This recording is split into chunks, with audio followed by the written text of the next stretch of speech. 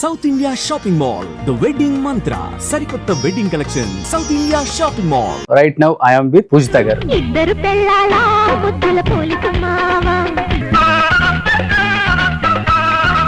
జగదేక వీరుడు అతిలోక సుందరిలో మన శ్రీదేవి గారు కూర్చున్నట్టు అలా కూర్చున్నారు అనమాట. ఒకసారి మానవా మానవా అనండి. ఓ మానవా.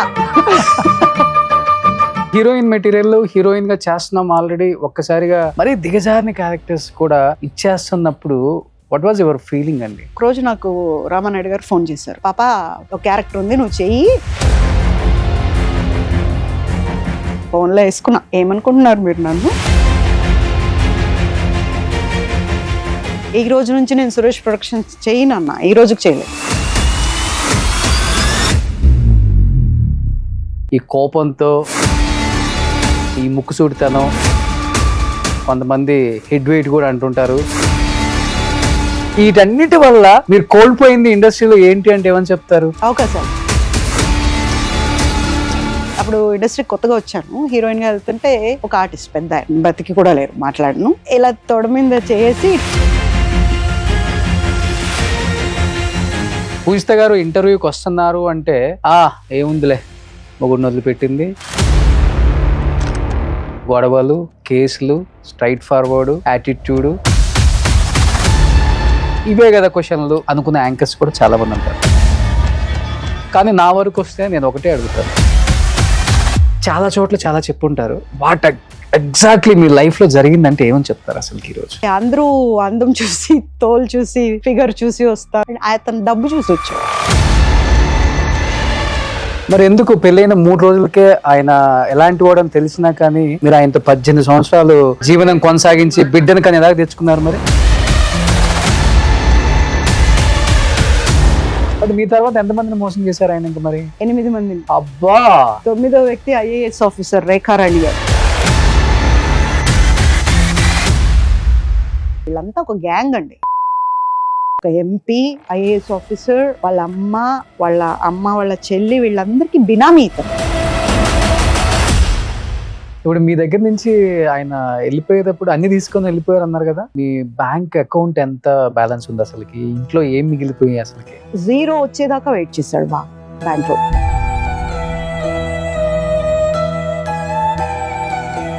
భర్త అనే మాటకే అర్హత లేనోడు ఇట్లా పోతే పోయాడు, దరిద్రం అనిపించింది.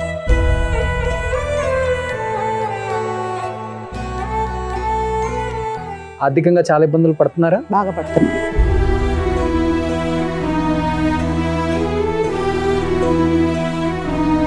ఏం చదువుతున్నాడు బాబు? యాక్చువల్ గా బాబు గురించి డీటెయిల్స్ చెప్పను. ఇంత జరిగిన తర్వాత ఇంకా దాయటానికి ఏముంటుంది?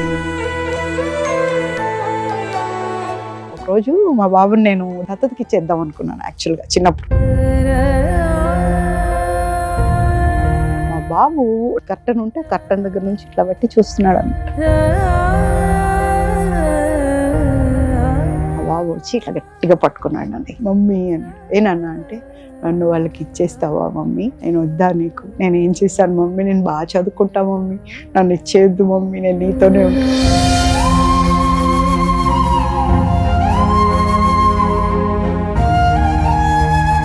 ఈ లైఫ్కి ఒక్కసారి పడేంత తప్పు నేను చేయలేదు. మరి ఏ జన్మలో చేశానో నాకు తెలియదు, కానీ చాలా పడ్డాను.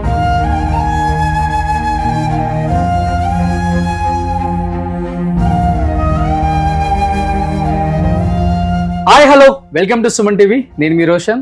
Right now I am with Poojitha గారు. పూజిత గారు అంటే మీ అందరికీ ఎలా చెప్పాలి అంటే, ఇద్దరు పిల్లల బుద్ధులు పోలీస్ సినిమా చూస్తే మీకు రాజేంద్ర ప్రసాద్ గారి 2వ భార్యగా ఎంత అద్భుతంగా నటిస్తారో ఇప్పటికీ అప్పుడప్పుడు ఈటీవీ సినిమాలో వేసినప్పుడు ఆమె నటనకి 100 వేయచ్చు అనిపిస్తుంది అనమాట. At the same time ladies special Vani Vishwanath గారు అండ్ పూజిత గారు, సంధ్య గారు, దివ్యవాణి గారు అండ్ సురేష్ గారు. ఈ సినిమా ఎంత నవ్వుకుంటామంటే అంత కమ్మంగా ఉంటుంది సినిమా అంతా. అంటే 90s 2000లో వచ్చిన సినిమాలన్నీ ఆల్మోస్ట్ అన్ని సూపర్ డూపర్ హిట్స్ అవ్వడానికి one of the reason hero ఎంత ప్లస్, హీరోయిన్స్ అండ్ దాని పక్కనే చేసే సపోర్టింగ్ యాక్టర్స్ కూడా అంత ప్లస్. కాబట్టే ఆ సినిమాలు అంత అద్భుతంగా ఫ్యామిలీ సబ్జెక్టులుగా ఇప్పటికీ నిలిచిపోయాయి. ఇప్పటికీ ఆర్టిస్టులని మనం మర్చిపోలేమన్నమాట. సో అలాంటి మర్చిపోలేని ఇంకొక ఆర్టిస్ట్ మన పూజిత గారు అనమాట. సో పూజిత గారితో ఇవాళ బర్నింగ్ ఇంటర్వ్యూ అనమాట అసలుకి. సో పూజిత గారు హాయ్. చాలా చాలా హ్యాపీగా ఉందండి. చాలా ఇయర్స్ తర్వాత స్క్రీన్ ముందు అతిలోక సుందరి, జగదేక వీరుడు అతిలోక సుందరిలో మన శ్రీదేవి గారు కూర్చున్నట్టు అలా వైట్ అండ్ వైట్ వేసుకొని అలా కూర్చున్నారు అనమాట. ఒకసారి మానవ మానవ అనండి. ఓ మానవా. సో సూపర్, చాలా హ్యాపీగా ఉంటుందండి నిజంగా. 90s 2000 ఆర్టిస్ట్ని చూసినప్పుడల్లా తెలియని ఒక హ్యాపీనెస్ డెఫినెట్గా మాకు అందరికీ ఇక్కడ ఉంటుంది. మేము ఆ 90s కిడ్స్ కాబట్టి చాలా అద్భుతమైన పిక్చర్స్. చాలామంది ఇటు యాక్ట్ చేసి తమిళ, మలయాళం, కన్నడ వైపు వెళ్తుంటారు. కానీ మీరు కన్నడ, మలయాళం, తమిళ అంతా చుట్టేసి తెలుగుకి వచ్చారు. In the end I came to Telugu. అవునవునవును. అంటే మీరు యాక్చువల్గా తెలుగు అమ్మాయా లేకపోతే తెలుగు అమ్మాయా? మరి ఇలా తిరిగి వచ్చారండి, ఇలా తిరగకుండా? అంటే బెంగళూరు బేస్డ్ గా నాన్న అక్కడ ఉండేవారు కదా, నాన్న డాక్టర్. సో అక్కడ ఉండి అక్కడ చూసుకునేసరికి మేమందరం పిల్లలు అక్కడ పుట్టుకున్నాం. ఓకే. సో అక్కడ ఉండి అక్కడ పెరిగి అదంతా అయిన తర్వాత ఇండస్ట్రీకి వెళ్ళాలి అన్న ఆలోచన ఒక్క నాకే ఉండేది. మా ఇంట్లో ఎవరికి లేదు. ఆ మాట ఎత్తినా తంతారు. అలాంటి ఇదిలో ఉన్నప్పుడు దొంగగా ఆలోచనలు వచ్చేటి అనమాట నాకు. కాలేజ్కి వెళ్ళి చదువుకోవాలన్నా, స్కూల్కి వెళ్ళి చదువుకోవాలన్నా అస్సలు మైండ్ అక్కడ ఉండేది కాదు. ఈ సినిమాలో వాళ్ళు ఎలా పాడారు, వీళ్ళు ఎలా డ్యూయట్ వేసుకున్నారు, ఎలా ఏడవాలి, ఇవన్నీ వచ్చేసేటి నాకు. అయితే చదువు బాగానే చదివేదాన్ని కానీ అంత ఇంట్రెస్టింగ్గా ఉండేది కాదు. సో మా నాన్న ముందు ప్రపోజల్ పెట్టినప్పుడు కాళ్ళు కొడతాను, డాక్టర్ అవటం నేర్చుకో అన్నారు. మా నాన్నమ్మ బాగా సపోర్ట్ చేసేది. మా నాన్నమ్మకి నచ్చేది కాదు. మా ఇళ్ళంతా డాక్టరు, మెడిసిన్స్ అవి ఇవి ఉండేది. అమ్మ మా ఇంట్లో మొత్తం మెడికల్. అవునా? అందరూ మెడికల్ వైపు ఉండేసరికి పొద్దునే మీరేం వింటారు, సుప్రభాతం వింటారు. నేనేం వింటాను, ఆ హాస్టల్ నుండి రాగానే స్ట్రెచర్ రెడీయా, ఆ బాడీని తీసేసారా, బ్లడ్ పెట్టారా, ఇదే సుప్రభాతం నాకు. ఓకే. సో దాంతో సిరంజి అన్నా, ఆ డాక్టర్కి సంబంధించిన ఏమన్నా, ఆ మెడికల్ ఇవన్నా అంత కోపం వచ్చేది నాకు అసలు. మా డాడీ ఒకరోజు కూర్చోబెట్టి, ఎందుకని నువ్వు కాన్సన్ట్రేట్ చేయలేకపోతున్నావు, you are not easy like, జాయ్గా ఉంటాను నేను, చాలా జాయ్ఫుల్గా అని అడిగితే చెప్పాను. డాక్టర్ అమ్మంటున్నారు, యువర్ ఏ డాక్టర్, కొన్ని వేల మంది పేదవాళ్ళు వస్తారు మీ దగ్గరికి, మీరు పెద్దవాళ్ళ దగ్గర నుంచి తీసుకొని పేదవాళ్ళకి పెడతారు, బాగా చూస్తారు, మీరు మంచి హ్యాండ్ అంటారు. నన్ను పెట్టారనుకో, పొట్టలో కూర్చోాల్సింది చేతిలో కూర్చోాల్సింది పొట్టకి గుచ్చేసి రోజుకి 10 మందిని చంపుతా. మీరు బతికిస్తున్నారు, నేను చంపేస్తా, అంతే తేడా. ఎందుకంటే ఇంట్రెస్ట్ లేదు నాకు ఇంట్రెస్ట్ ఉన్న చోటు నన్ను పెట్టారంటే I will score it and show. The same thing even in my life. నాకు ఒక బాబండి, బాబు విషయంలో కూడా అంతే. చిన్నప్పటి నుంచి కూడా నేను బాబుని ఫోర్స్ చేయలేదు ఇది చేయాలి. బట్టలు కొనుక్కోవాలంటే కూడా ఇంతోడప్పుడు షోరూమ్ తీసుకెళ్ళి వదిలేసేదాన్ని, నీకు కావాల్సింది తెచ్చుకోవాలి. ఆ తెచ్చుకున్నది స్నానం చేశాక వేసుకొని ఉంటే 2 పీకేదాన్ని. నువ్వు తెచ్చుకుంది అది. నేను తెచ్చుంటే నీకు నచ్చలేదంటే వేసుకోలేదంటే ఒక అర్థం ఉంది. నువ్వు తెచ్చుకున్నావు, చచ్చినట్టు వేసుకోవాలి. సో వాళ్ళకే ఇచ్చేస్తాను. మనం కూడా ఒక షాపింగ్ లో కలిసాం బాబు నేను, మీరు అమ్మకి చీర కొంటాను తెచ్చారు, అమ్మ బర్త్డే అని. అవును, నాకు ఇష్టం. మా పేరెంట్స్ కానీ మా వైఫ్ కానీ తీసుకెళ్ళి నేను దగ్గరుండి కొనిపించడం, ఎంత బిజీగా ఉన్నా అదొక happiness. Definitely. You are a very good husband then. So అలా మీ బాబు మీరు ఇద్దరు వచ్చినప్పుడు నేను అనుకున్నాను, ఇది ఎక్కడో చూసానేమని. మేకప్ లేకపోతే అసలు గుర్తుపట్టలేకపోతాం కదా ఆర్టిస్టులను బయట కొంతమందిని. లేదు మంచి ఫెమిలియర్ ఫేస్ ఓకే, ఆ సినిమాలలో చూసాం ఏమే కదా అనిపించింది. ఇమీడియట్ గా అన్నాను, మనం ఒక ఇంటర్వ్యూ పెట్టుకుందామండి. ఎప్పుడు అనుకున్నాం? 3 ఏళ్ళ తర్వాత. ఎప్పుడు అడిగినా ఎవరో ఒకళ్ళు సుమన్ టీవీ అంటున్నారు, బట్ మీ పేరు రాట్లా. ఓకే, ఏంటిది సుమన్ టీవీ అంటారు, తన పేరు రావట్లేదే అని. సర్లే, తను అంటే నేను వస్తున్నాను అనేది తెలిసాక వస్తారేమో అనుకునేదాన్ని. Okay, but after very long time your meeting. Okay, really. But more than 150 movies చేశారు కదండి? 136. తెలుగు, తమిళ్, కన్నడ, మలయాళం అన్ని కలిపి. సో ఇప్పుడు ఆ 3 లాంగ్వేజ్లో యాజ్ ఎ హీరోయిన్, అన్ని హీరోయిన్. ఇక్కడికి వచ్చేసరికి సెకండ్ హీరోయిన్ చేయాల్సి వచ్చింది. తర్వాత క్యారెక్టర్ ఆర్టిస్ట్. యాక్చువల్గా నేను చేసిన తప్పేంటంటే, ఇండస్ట్రీకి వచ్చి నేను చెన్నైలో ఉండిపోయి ఉంటే ఇప్పటికీ హీరోయిన్ గానే ఉండుండేదాన్ని. చెన్నైలో ఏం చేశారంటే, మన గురువు గారు దాసరి నారాయణరావు గారును రామనాయుడు గారు, పాప ఇండస్ట్రీ ఇక్కడికి హైదరాబాద్ షిఫ్ట్ అయిపోతుంది, తెలుగు ఇండస్ట్రీ, నువ్వు కూడా వచ్చి ఫస్ట్ నువ్వు రావటం వల్ల బెనిఫిట్ నీకు ఉంటుంది, నిన్ను పెట్టుకుంటారు, హీరోయిన్గా, తెలుగు హీరోయిన్గా, అందులో తెలుగు రాష్ట్రాల్లో అంటే నువ్వు చేయొచ్చు అని చెప్పారు. ఓకే. ఇదేదో బాగా ఎక్కిస్తుంది. నేను వెళ్ళి దునేయాలి అని వచ్చేసా. నేను రావటం వచ్చాను కానీ వాళ్ళిద్దరూ నాకు హీరోయిన్గా ఇవ్వలేదు. ఇవ్వకపోగా ఇద్దరు కలిసి క్యారెక్టర్లు తెగిచ్చారు. ఓకే. ఒక్కసారిగా హీరోయిన్కి క్యారెక్టర్ ఆర్టిస్ట్ అయిపోయింది. ఓకే. బాధ అనిపించింది ఆ టైం? చాలా బాధ అనిపించింది. కానీ ఒక్కటి అనిపించింది, ఇది కూడా ఒక ఛాలెంజ్. ఆర్టిస్ట్కి ప్రతిదీ ఛాలెంజ్ అంతే. మొన్న ఎవరో అన్నారు, ఏమండి ఒక గెటప్లో చూడాలి, దాంట్లో అట్లుండాలి ఇట్లుండాలి, మీరు ఇంకా యంగ్గా కనిపిస్తున్నారు అని. నేను ఒకటి చెప్పా, చూడండి ఆర్టిస్ట్ అనేవాళ్ళు ఎవరైనా కానీ ఎలా ఉన్నా మేకప్ అనేది జీవం. 6 ఏళ్ల పిల్లాడిని 60 ఏళ్ళుగా కూడా చూపిస్తుంది మేకప్ అనేది. మీకు ఎందుకు అలా అనిపించిందో నాకు తెలియదు అని చెప్పాను. What I mean to say is makeup is important అంతే. దాంట్లో మీరే ఓన్గా వేసుకుంటారు ఫస్ట్ నుంచి? ఓకే. ఫస్ట్లో పర్సనల్స్ ఉండేవాళ్ళు, తర్వాత ఇంక వచ్చేస్తుంది ఆటోమేటిక్గా. 1 yearలోనే వచ్చేస్తుంది మేకప్ అనేది. ఓకే. బట్ మేకప్ బాక్స్ మోయటానికి మాత్రం వాళ్ళని పెట్టుకొని మనమే వేసుకో. సో మాక్సిమం ఈ టైంలో ఉన్న హీరోయిన్స్ అందరూ వాళ్ళే ఓన్గా మేకప్ వేసుకునే వాళ్ళని. లేదు, ఇప్పుడు మొన్న అవార్డ్ ఫంక్షన్లో రోజా గారు మాట్లాడేటప్పుడు విన్నాను, రమ్యకృష్ణ గారు ఓన్గా వేసుకునే వాళ్ళు. రమ్యకృష్ణ వేసుకునేది ఎందుకంటే she has mind of beauty parlour. తనకు పార్లర్ ఉండేది. సో దాని ఇన్ఫ్లుయెన్స్తో ఆవిడకి మేకప్ గురించి బాగా తెలుసు. మన ఆర్టిస్టులు అందరిలోకి ఆవిడ బాగా వేసుకుంటారు. ఓకే. She's good. ఓకే. మీ టైంలో ఈ పెట్టుడు మచ్చలా లేకపోతే రియల్ పుట్టు మచ్చలా ఇవి ఉంటేనే కొంతమందిని గుర్తుపట్టొచ్చు. మచ్చ ఉంటుంది, దాని మీద డార్క్ పెడతాం అంతే. అంటే మామూలుగా ఇప్పుడు మామూలు ఫేస్ ఉంటుంది కదా, దాంట్లో కనిపించేది మేకప్ లో కనిపించదు, అప్పుడు దాన్ని అక్కడ పెడతాం. ఓకే. ఇంకొకటి ఒక్కొక్కసారి మనకు చెడు దృష్టి ఏదో పడుతుంది అన్నప్పుడు దృష్టి అంటాం కదా, అందుకు కూడా పెడతాం. ఇది కరెక్ట్గా ఏంటంటే ఈ పైన లిప్ మీదే చాలా మందికి ఉంటుంది. అక్కడే అప్పుడులో కొంచెం వ్యాంప్ క్యారెక్టర్లు చేసేవాళ్ళు ఎక్కువ పెట్టేవాళ్ళు. అవును, అనుజ గారు పెట్టేవాళ్ళు. ఇక్కడ నేను ఆ ఇంటర్వ్యూ చేసేటప్పుడు కూడా అడిగాను, సో రియల్ మచ్చ అన్నారు. ఇది మీది రియల్ లేకపోతే దానికి ఎంత ఉందండో? ఎంతది ఉందా? ఉంది. దాన్ని అది మొన్న మధ్య నాకు బాగాలేకుండా అయింది. ఆల్మోస్ట్ నేను చచ్చిపోయాను అనుకున్నారు, ఆ లెవెల్కి వెళ్ళింది.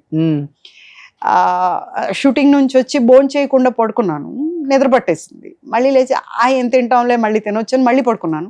మళ్ళీ లేచి ఎంత తింటాంలే అని అలా 4 days అలాగే నిద్రపోయాను. ఎందుకని? అలసట, ఒక్కటే ఉంటాను కదా, వండుకోవాలనిపించలేదు.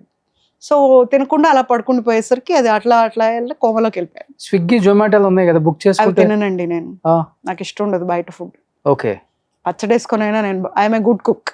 పచ్చళ్ళు, రోటి పచ్చళ్ళు అని, ఆకుకూరలు కూరగాయలతో పచ్చళ్ళు చేసి అయితే తింటా. అది తినకుండా పడుకుని పోయాను, అట్లా కోమాలోకి వెళ్ళిపోయాను. ఎన్ని days? I was more than 10 days కోమాలో ఉన్నాను. 10 days కోమాలో ఉన్నారు హాస్పిటల్లో? ఓకే. ఉన్నా, మా కుక్క పిల్ల కాపాడింది. ఓకే. షీ వాజ్ బార్కింగ్, అంటే దాని పేరు స్పార్కీ, నా కూతురు. అది కొడుతుందనమాట, తలుపు లాక్ చేసుకున్నాం కదా, సో బయటకు వెళ్ళే ఛాన్స్ లేదు. ఎవరైనా రండి అని పిలుస్తుంది. అది మా హౌస్ ఓనర్ అటు వచ్చినప్పుడు, ఎందుకు పూజా మేడం వాళ్ళ పాప అనాలి, ఎవరైనా కుక్క అంటే చంపేస్తాను నేను. సో వాళ్ళ పాప తెగారుస్తుంది, ఎందుకు అంటే ఆ లోపల మా అక్క వాళ్ళు 4 రోజుల నుంచి ఫోన్ చేస్తున్నారంట. మా అక్క పాప doctor, she's in Tirupati, MD doctor తను. అయితే వాళ్ళందరూ చేస్తున్నారు, డైలీ మాట్లాడుకుంటాం. ఎందుకని 4 రోజుల నుంచి ఫోన్ చేయట్లేదు, తీయట్లేదు ఏంటి అంటే డౌట్ వచ్చింది వాళ్ళకి, ఏదో జరిగింది, లేకపోతే తీయకుండా ఉండదు, ఇన్ని రోజులు ఎందుకు తీయకుండా ఉంటుంది. Then they called up to owner, ఏదో అయింది అంకుల్, వెళ్ళి అర్జెంటుగా చూడరా అంటే, అవును మేడం అసలు బయటకే రాలేదు, కిందకు కూడా రాలేదు, కారు అలాగే ఉంది అట్లా అని చెప్పేసరికి వాళ్ళు వచ్చి పగల కొట్టాలని చూసారు అనమాట. అప్పుడు ఓపెన్ చేసి వచ్చారు లోపలికి. వచ్చి ఇమ్మీడియట్గా ఇక్కడ మా మేనల్లుడు ఉంటారు, 2 మేనల్లుడు ఇక్కడే ఉంటారు, అన్నయ్య పిల్లలు. ఆ బాబు వచ్చి తీసుకెళ్ళి ఇమ్మీడియట్గా రష్ టు హాస్పిటల్, కిమ్స్లో అడ్మిట్ చేశారు. అడ్మిట్ చేయటం వాళ్ళు ఏం చెప్పారు, చెప్పలేము, ఎనీ మూమెంట్ అని చెప్పారు. ఓకే. చెప్పేసరికి అందరిని పిలిపించేసారు. టాబ్లెట్స్ వేసుకున్నారా? నాకు అలవాటే లేదండి అసలు, నేను చిన్నప్పటి నుండి టాబ్లెట్కి ఎంత అగేన్స్ట్ నేను. ఓకే. టాబ్లెట్స్ తీసుకోనండి నేను. కనీసం వాటర్ అయినా తీసుకుంటాం కదా మనం, తినలేకపోతే లెగిస్తాను, మళ్ళీ నిద్ర వస్తుంది అనమాట, అంత అలసిపోయినా నేను, పడుకుండిపోయాను మళ్ళీ అలా 4 days అలాగే. అంత నిద్ర కావాల్సి వచ్చిందేమో, పడుకుండిపోయాను అలాగే. ఓకే.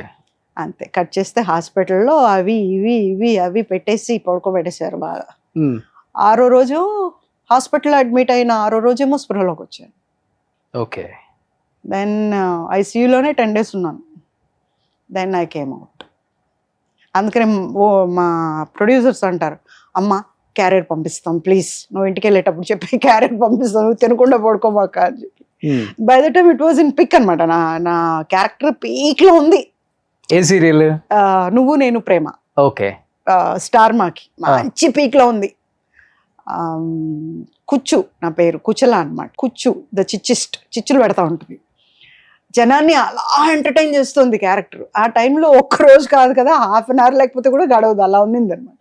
ఓకే. సో ప్రొడ్యూసర్స్, అమ్మ అలా మాత్రం వండుకండి అమ్మా, మేము మళ్ళీ ఉప్పు తగ్గింది అన్నారు బాడీలో. నేను ఉప్పు చాలా తక్కువ తింటా.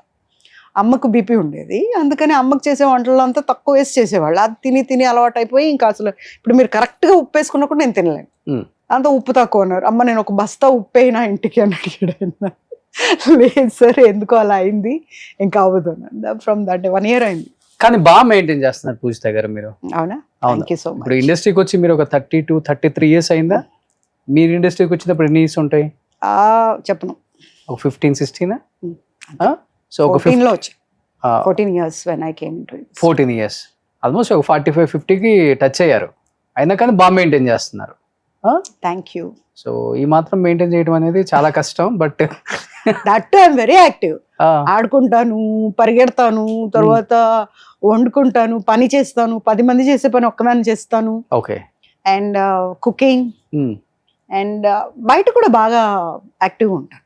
ప్రతి విషయంలో కూడా ఆడవాళ్ళకి సపోర్ట్ చేయాల్సి వచ్చినప్పుడు కానీ, ఒక పోరాటం చేయాల్సి వచ్చినప్పుడు కానీ బాగా యాక్టివ్గా ఉంటాను. ఓకే. భయపడను. మీ ఫస్ట్ హీరో ఎవరు తెలుగులో? ఫస్ట్ బ్రహ్మానందం గారు. బ్రహ్మానందం గారు జోకర్ మామ సూపర్ అల్లుడు చేశారు కదా, ఓకే. అదే ఫస్ట్ సినిమా ఆయనకి. నన్ను కావాలని అడిగి పెట్టించుకున్నారు ఆ సినిమాలో. ఆర్ట్స్ మహేంద్ర గారు ప్రొడ్యూసరు. నేను అప్పుడు ఉషా కిరణ్ మూవీస్ చేస్తున్నా, తేజ అని ఒక సినిమా ఇక్కడ హైదరాబాద్కే చేస్తున్నా. అయితే రాజమండ్రిలో ఉన్నాం, అక్కడికి వచ్చి మాట్లాడుకున్నారు అనమాట. మీరే కావాలని మా నాన్నగారి దగ్గరికి వెళ్తే, ఇప్పుడు ఈ టైంలో ఎట్లాగండి అంటే, లేదు ఇది ప్లస్ అవుతుంది అని చెప్పి అప్పుడు చేశాను ఆ సినిమా. ఓకే. మంచి హిట్. అదే హిట్. అది సో దాని తర్వాత ఇంకా వెనక్కి తిరిగి చూసుకుందే లేదు అస్సలు. కంటిన్యూస్గా ఏదో ఒక లాంగ్వేజ్ చేస్తున్నా. రోజుకు ఒక్కొక్కసారి 3 సినిమాలు చేసిన ఇది కూడా ఉంది. ఓకే. కానీ హీరోయిన్ మెటీరియల్, హీరోయిన్ గా చేస్తున్నాం ఆల్రెడీ. ఒక్కసారిగా సెకండ్ హీరోయిన్ లేకపోతే సపోర్టింగ్, కొంచెం అటు ఇటు వ్యాంప్ క్యారెక్టర్ లాంటివి కూడా వచ్చినప్పుడు, పెద్ద హీరోలు అయితే మనం ఏం నో చెప్పకుండా యాక్సెప్ట్ చేసేస్తాం. సరే కనీసం పేరు వస్తుంది ఆ హీరోతో ఉంటే అని కూడా ఉంటుంది. మరి దిగజారిన క్యారెక్టర్స్ కూడా ఇచ్చేస్తున్నప్పుడు వాట్ వాజ్ యువర్ ఫీలింగ్ అండి? I definitely say no. ఎవరైనా కానివ్వండి. చిన్న ఇది చెప్తాను. శివయ్య అని ఒక సినిమా వచ్చింది, మన రాజశేఖర్ గారు. అవును, రామానాయుడు గారు. దాంట్లో ఒకరోజు నాకు రామానాయుడు గారు ఫోన్ చేశారు. పాప అనేవారు, మా నాన్నగారి క్లాస్మేట్ ఆయన. అయితే పాప ఒక క్యారెక్టర్ ఉంది, నువ్వు చెయ్యి, నువ్వేం మాట్లాడకుండా చెయ్యి అన్నాడు. నేను వెళ్ళా, గౌరవం కదా ఎంతైనా పెద్దాళ్ళు అనేసి. హైదరాబాద్ వచ్చాము అప్పటికి. వెళ్తే 7 మంది ఆడవాళ్ళు ఉంటారు, వంటలు చేసే ఆడవాళ్ళు, స్వగృహ ఫుడ్స్ ఉంటుంది చూడండి అలాంటిది. దాంట్లో ఒకరిని నేను. కోపం వచ్చింది, కామ్గున్నా. సరే ఏం మాట్లాడకూడదు, పెద్ద ఆయన పిలిచి మరీ చెప్పారు అనేసి నేను మా ఇంటికి, అక్కడ ఫిలిం నగర్లోనే కదా రామానాయుడు స్టూడియో నుంచి మేము ఫిలిం నగర్లో ఉండేవాళ్ళం. మా డాడీకి ఫోన్ చేసి కోపం వస్తుంది అని చెప్పాను. వద్దు కోప్పడుకు, నేను మాట్లాడతాను, నువ్వు పెట్టేయని చెప్పారు. సరే షార్ట్ చేస్తున్నారు. పోసాని కృష్ణమురళి అనుకుంటా రైటర్. ఒక డైలాగ్ చెప్పారు. చెప్పేసి పూజిత గారితో చెప్పించండి, పూజిత గారు బాగా చెప్తారు డైలాగు అన్నాడు ఆయన.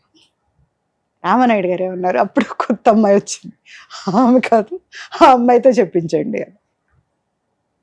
కామ్గున్నా. డైలాగ్ ఆ అమ్మాయికి రాట్లా. నాయుడు గారు చెప్తున్నారు, ఎవరెవరో చెప్తున్నారు, ఆ అమ్మాయికి రాట్లా డైలాగ్. సార్ ఎందుకు సార్, ఒక డైలాగ్ కోసం ఆ అమ్మాయితో తనతో చెప్పించండి సార్ అన్నారు. చెప్పించలేదు. వాళ్ళు తీసుకుంటున్నారు. నేను బయటకు వచ్చా, సీన్లోంచి బయటకు వచ్చేసి నా సెటప్ అంతా కార్లో పెట్టుకొని ఇంటికి వెళ్ళిపోయా. చెప్పలా, వెళ్ళిపోయా. వాళ్ళు కూడా గమనించుకోలే. తర్వాత సాయంత్రం ప్యాకప్ అయ్యే టైంలో గమనించుకున్నారు, అవును పుసి తట్టిపోయింది. ఆ రోజు చేయకుండా మరుసటి రోజు నాయుడు గారు ఫోన్ చేశారు, ఏం పాప షూటింగ్కి రాలేదు అని. అంతే, ఫోన్లో వేసుకున్నా. ఏమనుకుంటున్నారు మీరు నన్ను, నేను ఒక హీరోయిన్ని, అక్కడి నుంచేమో నేను హీరోయిన్గా ఛాన్స్లు ఇస్తాను రా అని చెప్పి హైదరాబాద్ తీసుకొచ్చి క్యారెక్టర్లు ఇవ్వటం కాక పైగా ఇంత డైలాగ్కి ఆమె కాదు ఆ అమ్మాయితో చెప్పేయండి అంటారా? ఏం అంతమంది ముందు అన్నారు మీరు నన్ను? అంటే నాకు డైలాగ్ రాదనా? నేను యాక్ట్రెస్ కాదనా? ఏమనుకుంటున్నారు మీరు? అయ్యో నువ్వు అంత దూరం వెళ్ళావు, అలా అనుకోలేదు పాప. నేను వేరే నాకు వద్దు, ఈ రోజు నుంచి నేను రాను.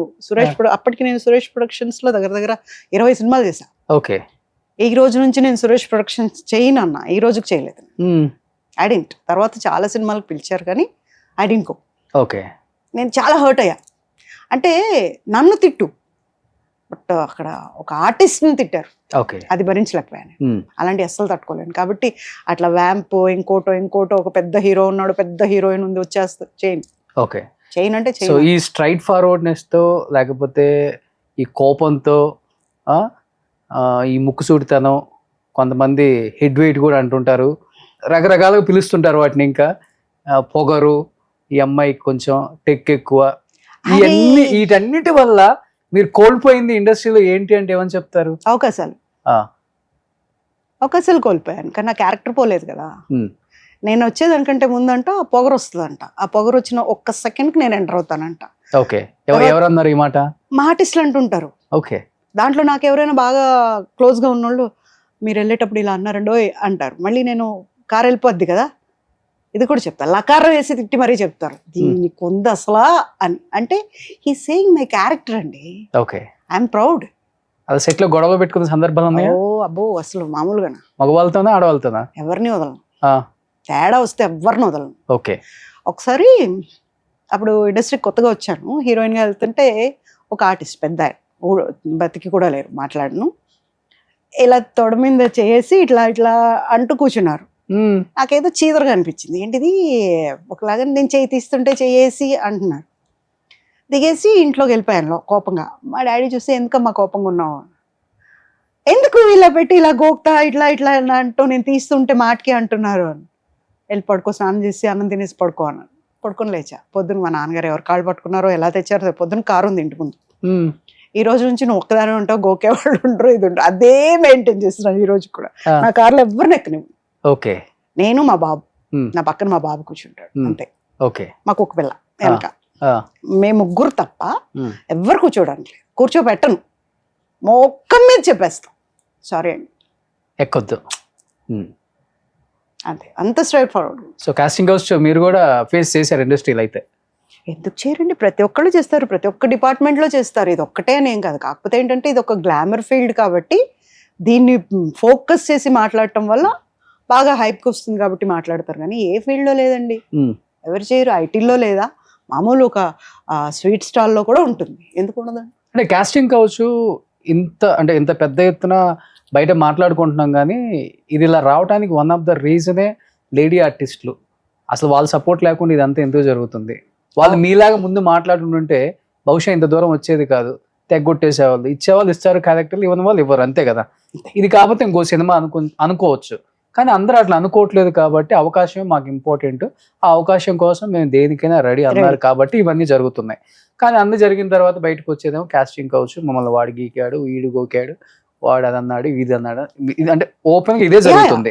సో దాని మీద మీ ఒపీనియన్ అంటే ఏమని చెప్తారు పూజిత గారు? ఎంతో మందిని చూశారు, అవకాశం కోసం తెగబడిపోతున్నారండి. ఇప్పుడు ఎక్కడి నుంచో వస్తారు, తినడానికి తిండి ఉండదు, ఉండటానికి షెల్టర్ ఉండదు, ఆటోమేటిక్గా ఆ టైంలో ఎవరు తగులుతారు. తగిలినప్పుడు నేను నీకు ఒక అవకాశం ఇప్పిస్తాను, వాట్ ఐ కెన్ గెట్, నాకేంటి ఆ క్వశ్చన్ వస్తుంది. ఏంటి అన్నప్పుడు వీళ్ళు ఏం చేస్తారు, ఓహో నేను పెద్ద హీరోయిన్ అయిపోతాను కదా, నాకు చాలా అవకాశాలు వచ్చేస్తాయి కదా, ఇంత గొప్పగా చెప్పారు కదా, అప్పటికి ఒక 2-3 చోట్ల తిప్పుంటారు, తెలిసిన 2 మొక్కలు చూపించుంటాడు, కరెక్ట్ ఇతని సినిమా అతనే ఇతను చేసేస్తాడు అన్న దాంట్లో వాళ్ళు తెగబడిపోతారు. సో ఆటోమేటిక్గా వాళ్ళు అవకాశం కోసం కొంతమంది గెయిన్ అయిన వాళ్ళు ఉన్నారు, కొంతమందిని చూస్తే లాస్ అయిన వాళ్ళు ఎక్కువ ఉన్నారు. సో మీ కళ్ళ ముందు గెయిన్ అయిన వాళ్ళని చూసారు, మీ కళ్ళ ముందు లాస్ అయిన వాళ్ళని చూసాను. యాక్చువల్గా అయితే ఒకసారి ఒక అమ్మాయి తణుకూరు నుంచి ఒక సూట్ కేసు వేసుకొని వచ్చేసింది. మామూలుగా నాకు కోపం ఎక్కువ, చెప్పారు కదా మీరు కూడా, అలాగా ఎవరైనా అమ్మాయిలు ఏడిపిస్తే ఎంత రాత్రిలో షూటింగ్ నుంచి వెళ్తున్నా నేను కారాపి కొట్టేసి వాడికి నా నంబర్ ఇచ్చి, అప్పుడు కూడా వినలేకుండా వాడు ఏమైనా చేస్తుంటే వాడిని లాక్కుని పోలీస్ స్టేషన్కి వెళ్తా. అట్లా బంజారా హిల్స్లో నేను చాలా ఫేమస్, ఏ రాత్రి అయినా తీసుకొని లాక్కొని వెళ్ళిపోతా. అట్లా పోలీసు వాళ్ళకి ఈమె అందరిలా కాదు అనే ఒక ఇంప్రెషన్ ఉండేది. ఆ అమ్మాయి ఎప్పుడైతే వచ్చిందో వాళ్ళు రాత్రి ఉంచుకోకూడదు పోలీస్ స్టేషన్లో అమ్మాయిలని. అవును. ఆ టైంలో పంపించడానికి లేదు. సో కాల్ చేసి మా డాడీకి మేడం ఉంటే ఒకసారి ఇవ్వండి, నేను అప్పుడే షూటింగ్ నుండి వచ్చాను. వస్తే ఏంటి అంటే, మేడం ఏమనుకోకుండా ఒకసారి పోలీస్ స్టేషన్కి వస్తారా, ఒక అమ్మాయి ఇలా సూట్ కేసు వేసుకొని వచ్చేసింది. ఏ టైంలో నేను పోలీస్ స్టేషన్కి రాను, మీరే అమ్మాయిని తీసుకొని మా ఇంటికి రండి అంటే వచ్చారు. కూర్చోబెడితే అమ్మాయి బాగుంది, చక్కగా బొద్దుగా. అంటే ఇది వరకు మన ఆంధ్రులంతా ఏమనేవాళ్ళు, ముద్దుబంతి పువ్వుతో పోల్చేవాళ్ళు హీరోయిన్స్. అమ్మాయి అంటే ఇలా ఉండాలి, ఇలా ఉంటుందని. అలా ఉంది అమ్మాయి. బాగా చక్రాలు లాంటి కళ్ళు, దబ్బ పండు కలర్లో భలే ఉంది అమ్మాయి. సూట్ కేసు వేసుకొని వచ్చింది. ఏం పేరమ్మా అంటే కనక మహాలక్ష్మి అని చెప్పి.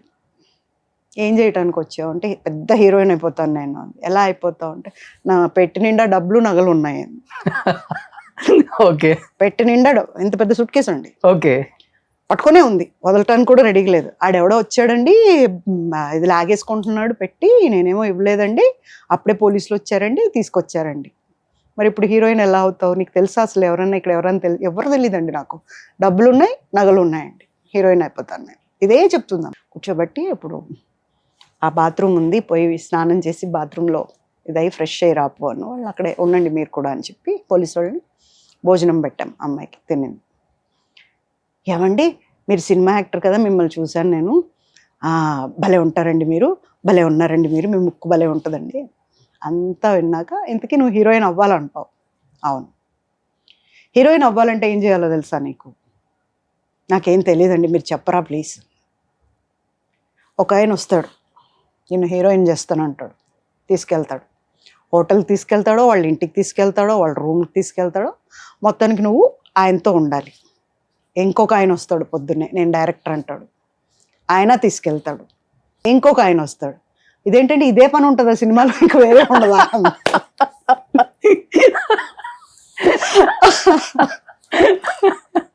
ఈ పనులన్నీ అయిపోయిన తర్వాత షూటింగ్ దగ్గరికి నువ్వు వెళ్తావు, ఇంటికే వెళ్తావు. ఓకే. మొత్తానికి ఇవన్నీ జరగాలి. దానికి రెడీ నాను అంటే, తూతూ నేను మా అమ్మ నాన్నకు ఒకటే పిల్లనండి, తలదించుకునే పని నేను ఎలా చేస్తానండి, నేను చేయనండి, నా దగ్గర పెట్టులో డబ్బులు ఉన్నాయండి, నేను హీరోయిన్ అవుతాను అంతేనండి, ఇదే మాట. ఓకే. అప్పటికి ఏ ఊరు ఏంటి ఇవన్నీ అంటే అడ్రస్ పెట్టుకుని ఉంది.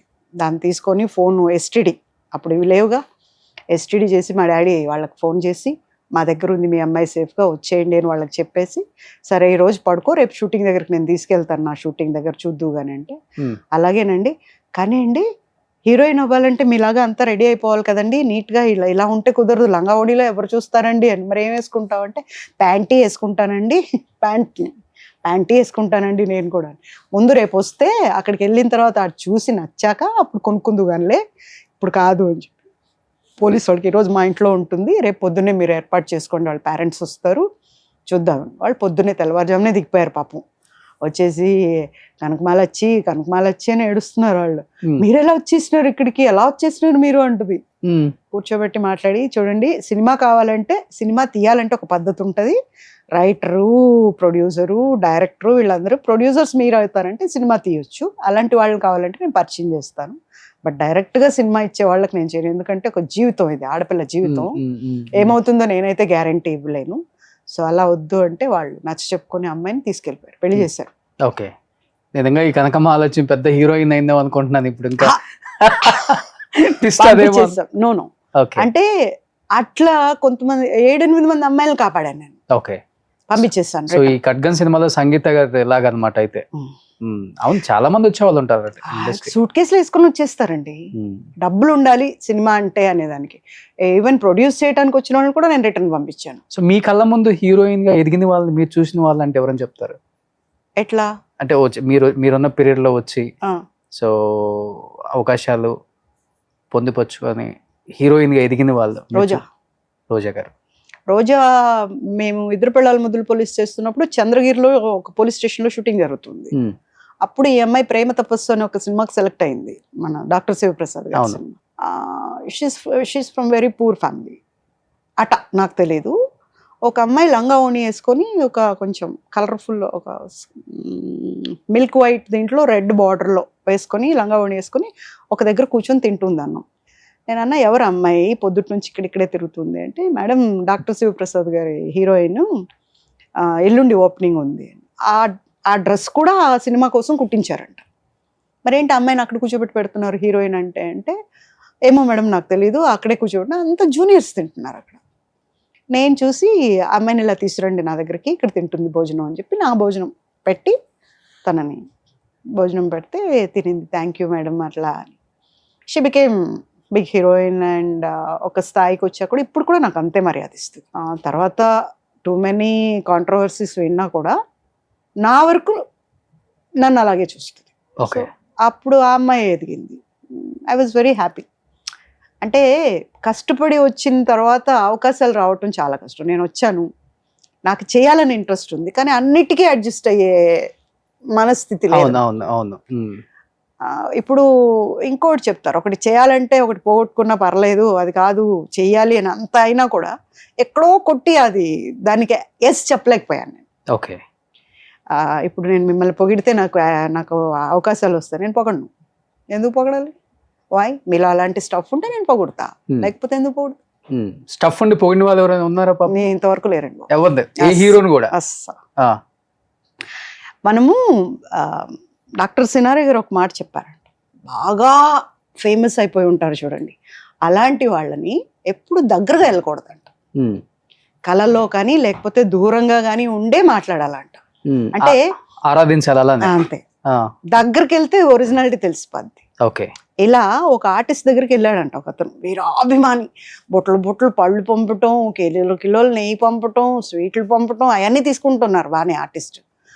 ఆ ఆర్టిస్ట్ దగ్గరికి ఇతను వచ్చినప్పుడు నేను అని చెప్పాక ఆయనకేం పనిలేదా, ఏ టైంలో రావాలో తెలియదా నీకు, పెద్దబ్బాయి అనేస్తారు. ఇంటికి వెళ్ళిపోయి నేను ఆరాధించే ఆర్టిస్టేనా ఇదేనా, నేను ఇది ప్రత్యక్షంగా చూసా. ఓకే. రాజమండ్రిలో కొని నేను భరించలేనండి ఈ బాధ అని చెప్పి ఏడుస్తున్నాడు. అప్పుడు ఈ టాపిక్కి ఆయన చెప్పారంట సినారే గారు, ఎప్పుడు కూడా ఇష్టపడిన వాళ్ళకి ఎప్పుడు దగ్గరగా వెళ్ళి చూడకు, దూరంగా ఉండే ఆరాధించు, అదే కరెక్ట్. సో అలాంటివి దగ్గరికి వెళ్తే ఒరిజినాలిటీ తెలిసిపోద్ది, రంగులు బయట. ఇంకోటి కూడా ఉంటుంది, బాగా అలసిపోయి వచ్చి ఉండొచ్చు, లాంగ్ దీని నుంచి వచ్చి ఉండొచ్చు, అవుట్డోర్ నుంచి. ఆ టైంలో ఇంక ఇంట్లోకి వెళ్ళి నిద్రపోదాము, స్నానం చేసి పడుకుని పోదాము అనే టైంలో వచ్చినా ఇరిటేషన్ అనేది వస్తుంది.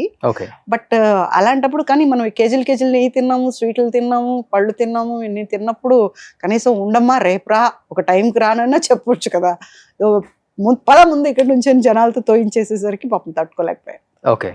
సో ఆల్మోస్ట్ అందరు హీరోస్తో వర్క్ చేశారు కాబట్టి మీ యాక్టింగ్ చూసో లేకపోతే మీ స్ట్రైట్ ఫార్వర్డ్ దాన్ని కూడా ఇష్టపడే వాళ్ళు చాలా మంది ఉంటారు. మీకు కాంప్లిమెంట్ ఇచ్చిన వాళ్ళు కానీ లేకపోతే మీకు బాగా యాక్ట్ చేస్తున్నారని సపోర్ట్ చేసిన హీరోస్ కానీ మీ లైఫ్లో ఉన్నారా అంటే ఒకటి రెండు పేర్లు? ఒకటి కూడా లేదు. నాకు పొగరెక్కువ అనే పేరు ఉందండి. ఎందుకంటే అదే పోనీ పొగరెక్కువ బాగా నీకు అని చెప్పిన హీరోస్ కూడా ఉండుంటారు కదా. ఎవరు? చాలా మంది ఉన్నారు. చాలా మందిలో కొంతమంది చాలా మంది ఉన్నారు. నీకు బాగా పొగరెక్కువ, నాకు ఎక్కువ, అదే నాకుంది. ఇప్పుడు కూడా నాకు అదే ఉంది. చాలా మంది చెప్పారు, అంటే మనం తప్పుగా మాట్లాడడం, మనం కరెక్ట్ మాట్లాడతాం, అది తప్పు, అది మాట్లాడకుండా నేను ఉండలేను. ఇంకొకటి ఉంది, నాకు ఏదైనా నాకు ఒక విషయం తెలిసిందంటే, ఇప్పుడు మీరు ఏదో అన్నారని తెలిసింది అనుకోండి, మీ ఇంటికి వచ్చేనా సరే దులిపి పడేస్తాను నేను నా పొట్టలో పెట్టుకోలేను, నాకు ఉండదు అసలు, కొట్టుకుంటుంది అది బయటకు వచ్చేదాకా, ఆ టైప్ నేను. ఓకే. సో పూజిత గారు, గొప్ప గొప్ప ఆర్టిస్టులు అందరూ కూడా స్క్రీన్ మీద, సిల్వర్ స్క్రీన్ మీద చాలా సక్సెస్ అయ్యారు. కానీ నిజ జీవితంలో చెప్పాలంటే 100% ఫెయిల్ అయిన వాళ్ళు చాలా మంది ఉన్నారు. దానిలో మీరు కూడా ఒకళ్ళు. పూజిత గారు ఇంటర్వ్యూకి వస్తున్నారు అంటే ఏముందిలే, మొగుడిని వదిలిపెట్టింది, గొడవలు, కేసులు, స్ట్రైట్ ఫార్వర్డు, యాటిట్యూడు, సో నేనే గొప్ప అని పొగరు, ఇవే కదా క్వశ్చన్లు అనుకునే యాంకర్స్ కూడా చాలామంది ఉంటారు. మీకు తెలిసే ఉంటుంది. ఎవరు వెళ్ళినా కానీ వీటి మీద థంబ్నైల్స్ పెట్టుకుందాం, ఆమెను ఇవే అడుగుతాం అని ఫిక్స్ అయిన వాళ్ళు కూడా ఉంటారు. కానీ నా వరకు వస్తే నేను ఒకటే అడుగుతాను, మీ ముందు జనరేషన్ని మీరు చాలామందిని చూశారు, మీ జనరేషన్లో ఉన్న వాళ్ళని చాలామందిని చూశారు, ఆర్టిస్టులు, ఎస్పెషల్లీ ఆడవాళ్ళకి, లేడీ ఆర్టిస్టులని ఎంతోమందిని చూశారు మీరు. చేసుకున్నవాడే శత్రువు అందరికి, లేకపోతే 2-3 పెళ్ళిళ్ళు అయ్యి ఉంటాయి. ఇదే జరిగింది అందరి జీవితం. అదొక శాపమో మరి వరంగా ఫీల్ అయిన వాళ్ళు ఉన్నారు. పోన్లే, అట్లీస్ట్ మేమన్నా బతికున్నాము, మా పిల్లలన్నా హ్యాపీగా చూసుకుందాం, దేవుడు ఇచ్చిన ఒక వరంలా ఫీల్ అవుతారు. కొంతమందికి శాపంలాగా కూడా ఫీల్ అవుతారు. అది మీకు కూడా కొట్టింది. చాలా చోట్ల చాలా చెప్పుంటారు, కానీ వాట్ ఎగ్జాక్ట్లీ మీ లైఫ్ లో జరిగిందంటే ఏమని చెప్తారు అసలు ఈ రోజు? ఇది ఆర్టిస్టులకి ఒక శాపం అండి. చాలా మంది ఆర్టిస్టులు అంటే ఆర్టిస్టులో మాక్సిమం 100కి 95% ఫెయిల్యూర్సే ఉంటాయి. ఇప్పుడు మీరు అన్నట్టు 3 పెళ్ళిళ్ళు 4 పెళ్ళిళ్ళు, లేదా డబ్బు మనిషి, లేదా వ్యసనపరుడు, ఏదో ఒకటి ఇలాంటిదే. అలాంటి వాళ్ళు ముందే ఏం చేసుకుని ఉంటారు, చూసుకుని ఉంటారు, ఆపర్చునిటీ కోసం వెయిట్ చేస్తూ ఉంటారు. అలా అని తెలియక ఆర్టిస్టులు ఏంటంటే అండి, ఒక మూమెంట్ వచ్చాక ఎలాగ పెళ్లి చేసుకోవాలి, ప్లస్ అలసిపోతారు. అన్ని చూసుకోకుండా కొన్ని మాటలకి వేరే ఒక రకమైన మాటలు కూడా ఉంటాయి కదా. అవునవును, అలాంటి మాటలు పట్టడం కంటే పెళ్లి చేసుకొని ఉండటం ఉత్తమం కదా అన్న దీనికి కూడా పెళ్లి అలా కూడా చేసుకోవాలి. ఉన్నారు నేను చాలా అదే మంది. మెయిన్. ఓకే, గొప్ప గొప్ప సింగర్స్ ఉన్నారు.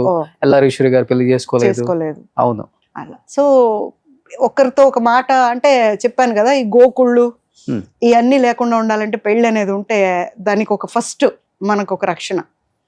అలాంటి దీనికి ఆ గోకుళ్ళు ఉండవు అన్నదానికి నేను టెంప్ట్ అయ్యా. ప్లస్ ఫస్ట్ థింగ్, పెళ్లి అనేది నా దృష్టిలో అసలు మగవాళ్ళు అంటే నాకు ఇష్టం లేదు. అది మా ఇంట్లో అందరికీ తెలిసింది. అదే అడుగుదాం అనుకున్నాను. నాకు ఎందుకంటే ఇష్టం లేదు. జీవితాన్ని చదివిన మనిషి ఎవరైనా ఉన్నారంటే ఆర్టిస్టులలో పూజితా అంటుంటారు అందరూ.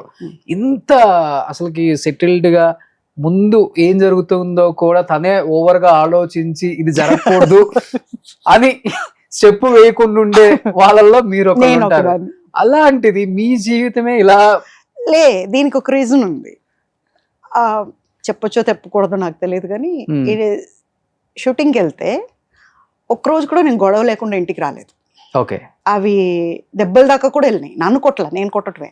కొట్టడం, గొడవలు మీదేసుకురావటం. ఇలా అన్నప్పుడు మా నాన్నగారు ఒక మాట అన్నారు, ఏదో ఒక రోజు నిన్ను రేప్ చేసి చంపుతారు, మామూలుగా కూడా కాదు, లేనిపోనివన్నీ తెచ్చుకుంటున్నావు డైలీ. ఒక రోజు అంటే పర్లేదు, రోజు నువ్వు చేసి రావటం, నేను వెళ్ళి వాళ్ళ కాళ్ళు పట్టుకోవటం ఏంటిది అట్లా ఇట్లా. అప్పుడు నేను సెకండ్ థాట్కి వెళ్ళా, దీనికి ఏంటి పర్యవసానం, ఎండ్ ఏంటి, పెళ్ళి. ఆ మూమెంట్ ఎలాంటిదంటే, మా నాన్న ఏం చెప్పినా నేను వింటా. మా నాన్న కూచి, నేను breath of my dad. Shooting నాన్నగారే ఉంటారు. రారా? ఓకే, ఈ కోపిష్టిని ఎవరేం చేస్తారని వస్తారు అక్కడికి, కానీ రారు. ఫస్ట్ వాళ్ళకి ఇండస్ట్రీ ఇష్టం లేదు, రారు, బట్ గౌరవిస్తారు. అయితే తను ఏం చెప్పినా, తను గాడిదని తెచ్చిపెట్టి దీన్ని చేసుకోను అంటే చేసుకుంటా, అంత ఇదనమాట. అని ఒక మనిషిని ఎవరినో ఒకరిని సెలెక్ట్ చేసుకోవాలి కదా అని తను ప్రపోజ్ చేస్తే, ఆంధ్రజ్యోతిలో పనిచేసేవాడు తను. సో ప్రపోజ్ చేస్తే అప్పుడు కూడా ఒక ఫ్రెండ్లీగానే చూసాం, లొకేషన్కి వస్తూ పోతూ ఉండేవాడు. తర్వాత వాళ్ళ పేరెంట్స్కి చెప్పి ఓకే అనిపించుకున్నాడు. తర్వాత వాళ్ళు ఎందుకో ఇండస్ట్రీ అమ్మాయి వద్దు అన్నారు. తర్వాత మేమిద్దరం పెళ్లి చేసుకున్నాం. అంటే అందరూ అందం చూసి, తోలు చూసి, ఫిగర్ చూసి వస్తారు, ఇది కాదు. అతను డబ్బు చూసి వచ్చాడు, డబ్బు కోసం వచ్చాడు. అంటే పెళ్ళైన రోజు నుంచి ఆడపిల్ల ఎవరి కోసం ఎదురు చూస్తుంది, మొగుడి కోసం ఎదురు చూస్తుంది. నేను మా నాన్నగారు ఇట్లా కూర్చునేవాళ్ళం ఎదురుగా. డాడీ నాకు నిద్ర వస్తుంది, పొద్దున్నే షూటింగ్ ఉంది, నేను పడుకుంటాను డాడీ, ఇంకా రాలేదు అంటే, వస్తాడమ్మా ఆగు, ఎందుకు ఒక 5 నిమిషాలు ఆగు. ఎవరు అప్పుల వాళ్ళు వచ్చేవాళ్ళు, ఇతను చేసిన అప్పుల వాళ్ళకి మేము అప్పులు కట్టేవాళ్ళం. You understand? అది ఎప్పుడు 3-4 రోజులకే, పెళ్ళైన ఒక 4 ఏళ్లకో 5 ఏళ్లకో కూడా కాదు, 3-4 రోజులకే. సన్నగా ఒక కుర్రాడిలాగా ఉండేవాడు. ఇంత డబ్బులు ఎలా అప్పు చేస్తాడు, ఏం చేసి ఉంటాడు ఈ డబ్బులు, ఎవరిని అడగాలి, ఏం తెలిసేది కాదు. అప్పుడు ఆంధ్రజ్యోతిలో చౌదరి గారు అని ఒక ఆయన ఉండేవారు. ఆయన మా డాడీకి ఫోన్ చేసి, పువ్వు లాంటి అమ్మాయిని తీసుకెళ్ళి ఎలాంటి చోటు పెట్టారు, అయిపోయింది అమ్మాయి లైఫ్ అని చెప్పారంట. నాకు అర్థం కాదు ఏంటంటే, ఇప్పుడు నేను తప్పు చేస్తున్నాను, ముందే మీకు తెలుసు కదా నేను తప్పు చేస్తున్నాను, అది తప్పు అనేది మీకు తెలుసు కదా, మరి ఎందుకు ముందు చెప్పలేదు? అయిపోయాక చెప్తారేంటి ఎవరైనా కూడా, ముందే ఎందుకు చెప్పరు? మీరు అడిగారు ఒక క్వశ్చన్, ఎంత జాగ్రత్తగా ప్లాన్ చేసుకుంటారు కదా మీరు కూడా ఎలా తప్పు చేశారు అని. మరి ఇంత చేసేటప్పుడు ఇది వీడిని చేసుకుంటే తప్పు, ఈ అమ్మాయి నాశనం అయిపోతుందని మీకు తెలుసు కదా, మీ దగ్గరే కదా పనిచేస్తున్నాడు. మా నాన్నకు ఫోన్ చేసి చెప్పేకంటే నాకే చెప్పు ఉండాల్సింది, లేదా ముందే చెప్పు ఉండాల్సింది. పెళ్ళి అవుతుంది అన్నప్పుడు ఎలా చెప్తారు? తప్పు కదా. మరి మీకు తెలిసి ఆజ్యం పోసినట్టే కదా. తెలిసిన వాళ్ళు కూడా ఎవరు చెప్పలేదు, ఆ అబ్బాయి మంచోడు కాదు అని చెప్పలేదు, వాడొక దొంగ అని చెప్పలేదు, 420 గాడు అని చెప్పలేదు, ఒక్క మోసం దగా తప్ప ఇంకేమీ లేదని ఎవరు చెప్పలేదు. ఎన్ని ఇయర్స్ లవ్ చేసుకున్నారు మీరు? ఎన్ని ఇయర్సా? అంతా 6 నెలలేమో అండి. 6 నెలలే అంతే. మరి ఈ 6 నెలల్లో కూడా మీరు ఎవరిని అడగలేదు? 6 నెలల్లో కూడా జాగ్రత్త పడ్డాడు. అడిగే ఛాన్స్, ఇప్పుడు ఆంధ్రజ్యోతికి వెళ్ళి నేనేం అడుగుతానండి? ఆంధ్రజ్యోతి వాళ్ళకి నేను హీరోయిన్ని, సో నన్ను ఆ లెవెల్లోనే చూస్తారు. ఆంధ్రజ్యోతిలో నువ్వు ఎంప్లాయీవి, సో నిన్ను ఆ లెవెల్లోనే చూస్తున్నారు వాళ్ళు. కానీ వాళ్ళు చెప్పకూడదు అని అనుకోవటం తప్పు అంటాను. ఓకే. అంటే ఇప్పుడు నేను ఏమంటానంటే, మనకు ఇప్పుడు మీరు అన్నారు ఏమంటే అవి చెప్పేసి ముక్కుసూటిగా వెళ్తే 3 నిమిషాలే బాధపడతారండి. అది జరగకూడదు జరిగిందంటే మూడు తరాలకు బాధపడాలి జరిగిపోయిన తర్వాత. నేను అందుకే చెప్తా, తప్పు అనుకుంటావో, ఏడుస్తావో, గీలు పెడతావో, నేను ఇది చెప్పాలనుకుంటే నేను చెప్పేస్తా, హ్యాపీగా వెళ్ళిపోతా ఇంటికి. అంటే నేను నిజమే చెప్తా, అబద్ధం చెప్పను. అబద్ధం చెప్పేవాళ్ళు నాకు ఇష్టం ఉండదు, అన్యాయం చేసేవాళ్ళు నాకు ఇష్టం ఉండదు, మోసం చేసేవాళ్ళు నాకు ఇష్టం ఉండదు. మరి ఎందుకు పెళ్ళైన 3 రోజులకే ఆయన ఎలాంటి వాడు అని తెలిసినా కానీ మీరు ఆయనతో 18 సంవత్సరాలు జీవనం కొనసాగించి బిడ్డను కానీ ఎలా తెచ్చుకున్నారు? మరి మా నాన్నగారికి ఇచ్చిన మాట, డాక్టర్ అవ్వాల్సిన నేను డాక్టర్ అవ్వకుండా నేను ఇండస్ట్రీకి వస్తాను అన్నప్పుడు ఒక మాట తీసుకొని ఇండస్ట్రీకి పంపించారు. తప్పు చేయకూడదు, తలదించుకునే పనులు చేయకూడదు. ఏ రోజు కూడా డాక్టర్ కృష్ణ గారి అమ్మాయి ఇలా చేసింది అనే పేరే రాకూడదు. అలాంటి మాటలు పెళ్ళయిన తర్వాత సినిమా వాళ్ళకు మొగుళ్ళను వదిలేయటం ఆనవాయితీ, అలాంటి పని అస్సలు చేయకూడదు. ఇవన్నిటికీ నేను ఒట్టు పెట్టి వచ్చాను. నేను ఇంత కష్టపడుతున్నాను, ఇంట్లో పెట్టి తాళం పెట్టుకుపోయేవాడు. ఓకే, అలాంటి టైంలో మా పక్కింటి వాళ్ళు ఫోన్ చేసి మా అమ్మ నాన్నకి, ఒక ఫ్లవర్ అండి అమ్మాయి, అంటే నేను పూజలు ఎక్కువ చేస్తాను, భగవద్గీత నేను చెప్తా, అలాంటి అమ్మాయిని, అంత మంచి అమ్మాయిని అలాంటి చోట పెట్టారు మీరు, ఆ అమ్మాయి లోపల ఉంది. మా ఇంటికి ఇట్లా పైన కొంచెం ఓపెన్ ఉండేదన్నమాట, ఆ ఓపెన్లో నేను లోపల ఉన్నట్టు తెలిసేది. బయట తాళం ప్రకారం ఏంటి, ఇంటికి తాళం పెట్టింది, ఎవరు లేరని, అక్కడి నుండి చూసిన వాళ్ళు ఉన్నారు అని ఇంటికి ఫోన్ చేశారు నాన్నకి. అప్పుడు వచ్చారు వాళ్ళు. వచ్చిన తర్వాత మా డాడీ అన్నీ మాట్లాడి, నాన్న ఇట్రా కూర్చో, ఏంటి అంటే, నేను నాన్న డాడీ ఇవన్నీ అన్నాను. నన్ను మా నాన్నగారి పేరు రాధాకృష్ణ, ఒరే కిట్టిగా అనేదాన్ని, అలా పెంచుకున్నారు ఆయన నన్ను. ఏరా కిట్టిగా అంటే, ఊరెళ్ళిపోదాం నాన్న, బాబు నువ్వు నేను, ఎందుకో అన్నీ ప్యాక్ చేసుకో వెళ్ళిపోదాము, ఇక్కడ వద్దు, నువ్వులా లేవు. నేనులా లేను, ఇప్పుడు కాదు, ఎప్పుడో నుంచో లేను నేను, కానీ రాను. డాక్టర్ రాధాకృష్ణ గారికి నేను మాట ఇచ్చాను, నేను మాట తప్పలేను, అంతే, అలాగే భరించాను. చనిపోయే ముందు నేను ఒకసారి వచ్చారు, నేను షూటింగ్కి వెళ్తే ఇతను మెడబట్టి గెంటేశారంట మా నాన్నని. అది నాకు అమ్మ చెప్పలా. అమ్మ చనిపోయే ముందు నేను ఒక ఐటీ పార్ట్నర్షిప్ చేస్తుంటే అతనికి చెప్పారు, ఎలా తోసారంట, పాపకు తెలియదు, తెలిస్తే చంపేస్తుంది. అతను నాకు చెప్పలా, అమ్మ చనిపోయిన తర్వాత చెప్పారు. అప్పటికే వెళ్ళిపోయాడు, అన్నీ వేసుకొని పారిపోయాడు, తెలీదు అవన్నీ నాకు. అలా జీవితంలో ఎప్పుడైతే మా నాన్న వెళ్ళిపోయాడో నాలో ఉన్నదంతా వెళ్ళిపోయింది. ఎక్కడ ఏడ్చేదాన్ని కాదు నన్ను. మా నాన్న అబ్బాయిలాగా పెంచాడు, అమ్మాయిలాగా పెంచలా. ఒక్క నాన్న దగ్గరకు వచ్చినప్పుడే బాధలన్నీ వచ్చి నన్ను ఇలా అన్నారు, అలా అన్నారు అని ఏడ్చేదాన్ని. ఇంకెప్పుడు ఏడ్చేదాన్ని. దాని తర్వాత ఏడవటమే మర్చిపోయా. ఈ సంవత్సరాలన్నింటిలో ఇన్ని బాధలు చూశాక కళ్ళల్లో నీళ్లు ఎవాపరేట్ అయిపోయినాయి. అండ్ ఏడవాలి అని, ఏడుపు అనేది వచ్చినప్పుడు ఓహో ఏడవాలా అన్న ఫీలింగ్ వస్తుంది, అంతే. ఓకే. నాన్నగారు పోయిన తర్వాత మీరే వద్దనుకుని వదిలిపెట్టేశారు ఆయన్ని, లేకపోతే ఆయనంతటా ఆయనే? అప్పటికే అతను వ్యసనపురుడు అయిపోయాడండి, అది నాకు తెలియలేదు. ఫిలిం నగర్లో అచ్యుత్ రెడ్డి గారి స్టూడియో తీసుకున్నాడు లీజ్కి, నా డబ్బులతోనే. తీసుకున్న తర్వాత అక్కడ మోసం, దగ, సర్కిల్, అంత చెడు సర్కిల్ని పెంచుకోవటం, ఇవంతా నేర్చుకున్నాడు తను బాగా. అక్కడ డబ్బులు సంపాదించి దాచుకొని లేవని నావి తింటున్నాడు, నావి.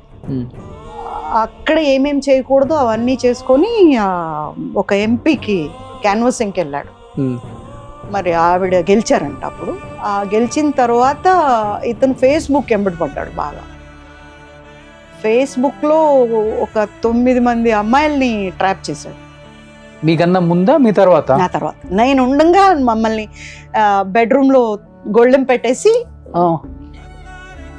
వాళ్ళతో కంటిన్యూ చేసేవాడు అనమాట, చాటింగ్లు ఇవన్నీ. ఓకే. అది కూడా మనకు తెలియదు. ఒకరోజు నేను షూటింగ్కి వెళ్ళి రాత్రి లేట్గా వచ్చేసరికి ఒక ఫోన్ మోగుతా ఉంది. నేను వచ్చానని నిద్రపోయినట్టు యాక్ట్ చేస్తూ బెడ్షీట్ ముసుగేసుకుని పడుకుని ఆ టైప్ తిరిగి పడుకున్నాడు అనమాట. నేను వచ్చి ఎందుకు ఫోన్ తీయట్లేదు, మామూలుగా ఫోన్ లేకుండా బతకలేడు, ఎందుకు ఫోన్ తీయట్లేదని ఇలా చూస్తే పావని అని ఉంది పైన. ఎవరో ఒకరు కంపెనీలోంచి చేస్తూ ఉంటారు కదా ఆఫీస్ నుంచి, ఎందుకు ఫోన్ తీయట్లేదని నాకెందుకు అని చెప్పి పడుకున్నాను. కాసేపు మెసేజ్ వచ్చింది దాంట్లో, నేను బెడ్రూమ్లో ఉన్నాను, నువ్వు బెడ్రూమ్లో ఉన్నాను అన్నావు కదా, ఎందుకని ఫోన్ లిఫ్ట్ చేయట్లేదు, నాకు ఇప్పుడు మాట్లాడాలని ఉంది నీతో, బాగా మాట్లాడుతున్నావు కదా, సడన్గా ఎందుకు పెట్టేశావు అని వచ్చింది మెసేజ్. ఒక్క నిమిషం నాకు అర్థం కాల, ఏంటిది మెసేజ్ ఈవిడ నుంచే వచ్చింది, ఒక లేడీ నుంచి, బెడ్రూమ్లో ఉండటం ఏంటి, బెడ్రూమ్ గురించి మాటలేంటి, మళ్ళీ ఇమ్మీడియట్ నిద్రపోతున్నావా, అలా ఎలా నిద్ర వచ్చింది ఒక్క నిమిషంలో నీకు అని. నాకు డోర్ తెరిచాడు కదా, ఒక్క నిమిషమే అయింది, కంటిన్యూస్గా మెసేజెస్ వస్తున్నాయి. నేనేం చేశాను, నాకు ఎందుకో డౌట్ వచ్చింది, ఇదేంటన్నా జరుగుతుందా, నేను పట్టించుకోవట్లేదా, వాటిని నాకు పంపించుకున్నా. సీ హిజ్ క్రిమినల్ మైండ్, నాకు పంపించుకున్నానా, నేను మేకప్ తీసేసి స్నానం చేసి వచ్చి పడుకున్నాను. నేను నిద్రపోయాక, బాగా నిద్రపోతున్నాక ఆ మెసేజ్లు డిలీట్ చేసేసాడు, చేసేసి పడుకున్నాడు. నెక్స్ట్ డే అతని బర్త్డే, నేను అన్నీ కొనుక్కొచ్చి పెట్టాను తనకు, A to Z కొనేదాన్ని అనమాట. ఒక మనిషి పొద్దున్న లేస్తే వేసుకునేవి ఏమేమి ఉంటాయో అవి వేసి, ఒక గోల్డ్ చైన్ ప్రతి బర్త్డేకి ఏదో ఒకటి ఇస్తాను. అలా ఇద్దరం మాట్లాడుకో. అప్పటికి మాట్లాడుకోరు అయినా? పెళ్ళి అయిన 7-8 నెలల నుంచే మాట్లాడుకో. ఓకే. తనేమన్నా చెప్పాలన్నా కూడా ఇదంట ఇట్లా అంట, ఎవరో గాడిదో గుర్రమో సోఫానో టీవీకో చెప్పినట్లే నేను అస్సలు చెప్పను. ఎవరైనా వస్తే డైరెక్ట్గా మాట్లాడుకో అంటాను అంతే. అట్లా ఇతను అప్పులు చేసినప్పుడు నేను భగవద్గీత చదవటానికి పైకి వెళ్తే ఫస్ట్ ఫ్లోర్లో ఉండేవాడు. 3rd ఫ్లోర్కి వెళ్ళేసరికి గొళ్ళెం పెట్టేసి వెళ్ళా బయట. నేను లేడు, 1 గంట 2 దాకా లేవుడు అనమాట. మార్నింగ్ 3-4కి వస్తాడు. నేను వెళ్ళేసరికి వాడు ఎవడో వచ్చి తలుపు తీసేసి లోపల ఉంటాడని తెలిసాము, మరి లోపలికి వెళ్ళి ఉతికేసి వెళ్ళాడు అంటాడు, బాగా కొట్టేశాడు. అంతకుముందు ఒక యాక్సిడెంట్ అయింది. యాక్సిడెంట్ అయితే ఇక్కడ తల పగలు కొట్టారు, ఇలా చీలిపోయింది. అతన్ని లాస్ట్లో కొన ఊపిరితో ఉంటే తీసుకొని వెళ్ళిపోయాయి, అపోలోలో అడ్మిట్ చేశారు. అక్కడ డాక్టర్ దగ్గర ఇతను కూడా ఉంటారు కదా చిల్లర గ్యాంగ్, వాళ్ళు ఏదో డాక్టర్స్ని చెడ్డ మాటలు తిట్టారంట. వాళ్ళు మేము అడ్మిట్ చేసుకొని పోండి అని బయటపడేశారు. బ్లీడ్, ఒక స్ట్రెచర్లో బ్లీడ్లో మునిగిపోయింది ఒక బాడీ. తెల్లవారుజామున నాకు ఫోన్ చేశారు పోలీస్, అమ్మ ఇట్లా యాక్సిడెంట్ అయింది, ఈ నంబర్ ఉంది దాంట్లో, మీరెవరో నాకు తెలియదు, పలానా చోటు అపోలోలో ఉంది.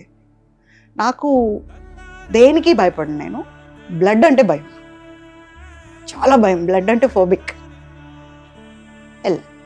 వెళ్తే నాకు ఫోన్ చేసిన అబ్బాయి, ఒక అబ్బాయి ఉన్నాడు, రామోజీరావు గారు మనోడో ఏదో అబ్బాయి, వదిన ఇక్కడ ఉన్నాడు రండి అని చెప్పి తీసుకెళ్ళాడు. ఏమైంది చెప్పు అంటే, ఏం లేదు చిన్న ప్లాస్టర్ వేశారు.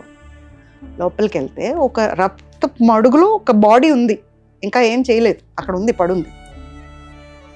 ఇలా చూస్తూ ఉన్నా నేను, అంత లోపలికి ఎంటర్ అవుతూ. అక్కడ ఫస్ట్ పేషెంట్ అని ట్యాగ్స్ వేలాడేస్తున్నారు. లోపలికి వెళ్ళి ఎందుకు ట్రీట్మెంట్ చేయలేదంటే, మనుషుల మేడం, అతని చుట్టూ ఉన్నోళ్ళు మమ్మల్ని ఎన్ని బూతు మాటలంతా తిట్టారు, మాకు అక్కర్లేదు ఇలాంటి పేషెంట్స్ అని చెప్పి. యాక్చువల్గా నాకు సిజేరియన్ అయింది అపోలోలో, నా డాక్టర్ ఉంది అక్కడ. పరిగెట్టుకొని వెళ్ళి అమ్మ ఇట్లా అయింది, యాక్సిడెంట్ అయిందంట, చూసుకోకుండా అలా పెట్టాను, నువ్వు పదా నేను వస్తాను అన్న. వచ్చేసరికి అక్కడ ఉన్నాడా డ్యూటీ డాక్టర్. మీరు డాక్టరా, కనిపించలేదా అన్న. కనిపిస్తుంది, అక్కడ రాసింది కూడా కనిపిస్తుంది, ఫస్ట్ పేషెంట్ అని. దాని అర్థం తెలుసా మీకు? ఎటువంటి పరిస్థితుల్లో ఉన్నా, ఏమైనా డబ్బు ఉన్నా లేకపోయినా ఫస్ట్ పేషెంట్ని చూడాలి. ఇప్పుడు అతనికి ఏమన్నా చచ్చిపోయాడు, నువ్వు ఇస్తావా నాకు? నేను నీకు బ్లాంక్ చెక్ ఇస్తా, నువ్వు నాకు ఇస్తావా? పిలవండి ప్రతాప్ రెడ్డి గారిని మాట్లాడతాను. పెద్దగా గొడవ చేసేసరికి మా డాక్టర్ వచ్చి ఇమ్మీడియట్గా తీసుకెళ్ళి లోపలికి వెళ్ళి చేసి అంతా చేసి ఇచ్చేస్తే, రోడ్డు మీద యాక్సిడెంట్ అయినందుకు అతనికి ముందు నుండి లేనిపోని వ్యసనాలు ఉన్నాయేమో నాకు తెలీదు, అక్కడ అతనికి ఏదో డిసీజ్ ఉంది అని బయటపడింది. ఏం డిసీజ్ ఉంది? ఏదో పేరండి నాకు తెలియదు. మొత్తానికి మనం దగ్గరికి వెళ్ళకూడదంట, మాస్క్ వేసుకోవాలి, గ్లౌజ్ వేసుకోవాలి, ఇట్లా ఏదో చెప్పారు. మీరు అసలు దగ్గర ఉండదని, బాబుని అసలు దగ్గరకు పంపించదండి అని చెప్పారు. అక్కడ ఉంది పడింది ఎవరు, మీ వారేనా? ప్లీజ్ అండి, మీరు ఏమైనా అనండి, నేను మాట్లాడతాను, కానీ వారు హస్బెండ్ అని మాత్రం అనండి. అతను ఓకే, అతని పేరు విజయ్ గోపాల్, ఓకే, అతను అనండి దయచేసి, మీరు ఏమనుకోవద్దు. నాకు అసలు అప్పుడు ప్రేమే లేదా అంత దూరం వెళ్ళి అంత గొడవ చేశారా ఆయన గురించి? మరి అప్పుడు అంటే ద సిచ్యుయేషన్ ఏంటి అంటే చావు బతుకుల్లో ఉన్న ఒక మనిషి, మానవత్వం ఇంపార్టెంట్ ఫస్ట్, దాని తర్వాత ఏమైనా నువ్వెంత అంటే నువ్వెంత తెలుసుకుందాం అంటే తర్వాత. బట్ అక్కడ కండిషన్లో ఇతను బిలాంగ్స్ టు నేను అనేది అక్కడ ఎంటర్ అయి ఉంది ఒకటి. రెండు, ఒక మనిషి రక్తంలో కొట్టుకుంటున్నాడు, నేను అలాంటి కల్చర్లో రాలా. ఏమైనా సరే ముందు హెల్ప్ చేయాలి. మేము అప్పటికీ మాట్లాడాం, వెళ్ళా, అంతా ట్రీట్మెంట్ చేసాం. మా అమ్మ నాన్న వచ్చారు, మా అక్క వచ్చింది, అందరూ చూశారు, అంతా చేశారు. అంతా అయిపోయాక ఇంటికి తీసుకొచ్చాం. 1 సంవత్సరం లేట్ ఇతను ఏదో ఆపరేషన్ చేశారు 8 గంటలని, అరగంటలో వస్తామని 8 గంటలు అయింది ఆపరేషన్ నుంచి బయటికి రాలా. అప్పటికి మా అమ్మ వాళ్ళు వచ్చేసారు. ఎలా ఉన్నావమ్మా అన్నారు, అంతే అలా కూలిపోయా. భయం, బ్లడ్ అంటే భయం, హాస్పిటల్ అంటే భయం నాకు. అప్పుడు ఇంటికి తీసుకొస్తే సంవత్సరం అన్నోని 3 నెలల్లో నుంచోబెట్టా. తనకు పెట్టిన తిండి కానివ్వండి, ఏమైనా కానివ్వండి, అలా చేసి చాకిరీ అంటారు కదా, మీరే దగ్గర నుంచి చూసుకున్నారు? నేనే. బాత్రూమ్ వెళ్తే కూడా నేనే, మాట్లాడకపోయినా నేనే చేస్తే లేచి నుంచి మూడో నెలలో ఏంటి ఏదో పెద్ద పొడిచానని చెప్పి ఎగేసుకుంటున్నావు, ఏం చేసావు నువ్వు నాకు అన్నాడు. నాకు ఒకటే అలవాటు అండి చిన్నప్పటి నుండి. ఇప్పుడు నేను మీకు ఏమైనా చేశాను అనుకో, నేను చేశానని ఎవ్వరికీ చెప్పను, నాకు చెప్పుకునే అలవాటే లేదు. ఎందుకంటే అంతే, అది చెయ్యాలన్నాం, చేసాం అంతే. కామ్గా ఉన్నాను. ఒక అతను వచ్చాడు, ప్రొడ్యూసర్ అని.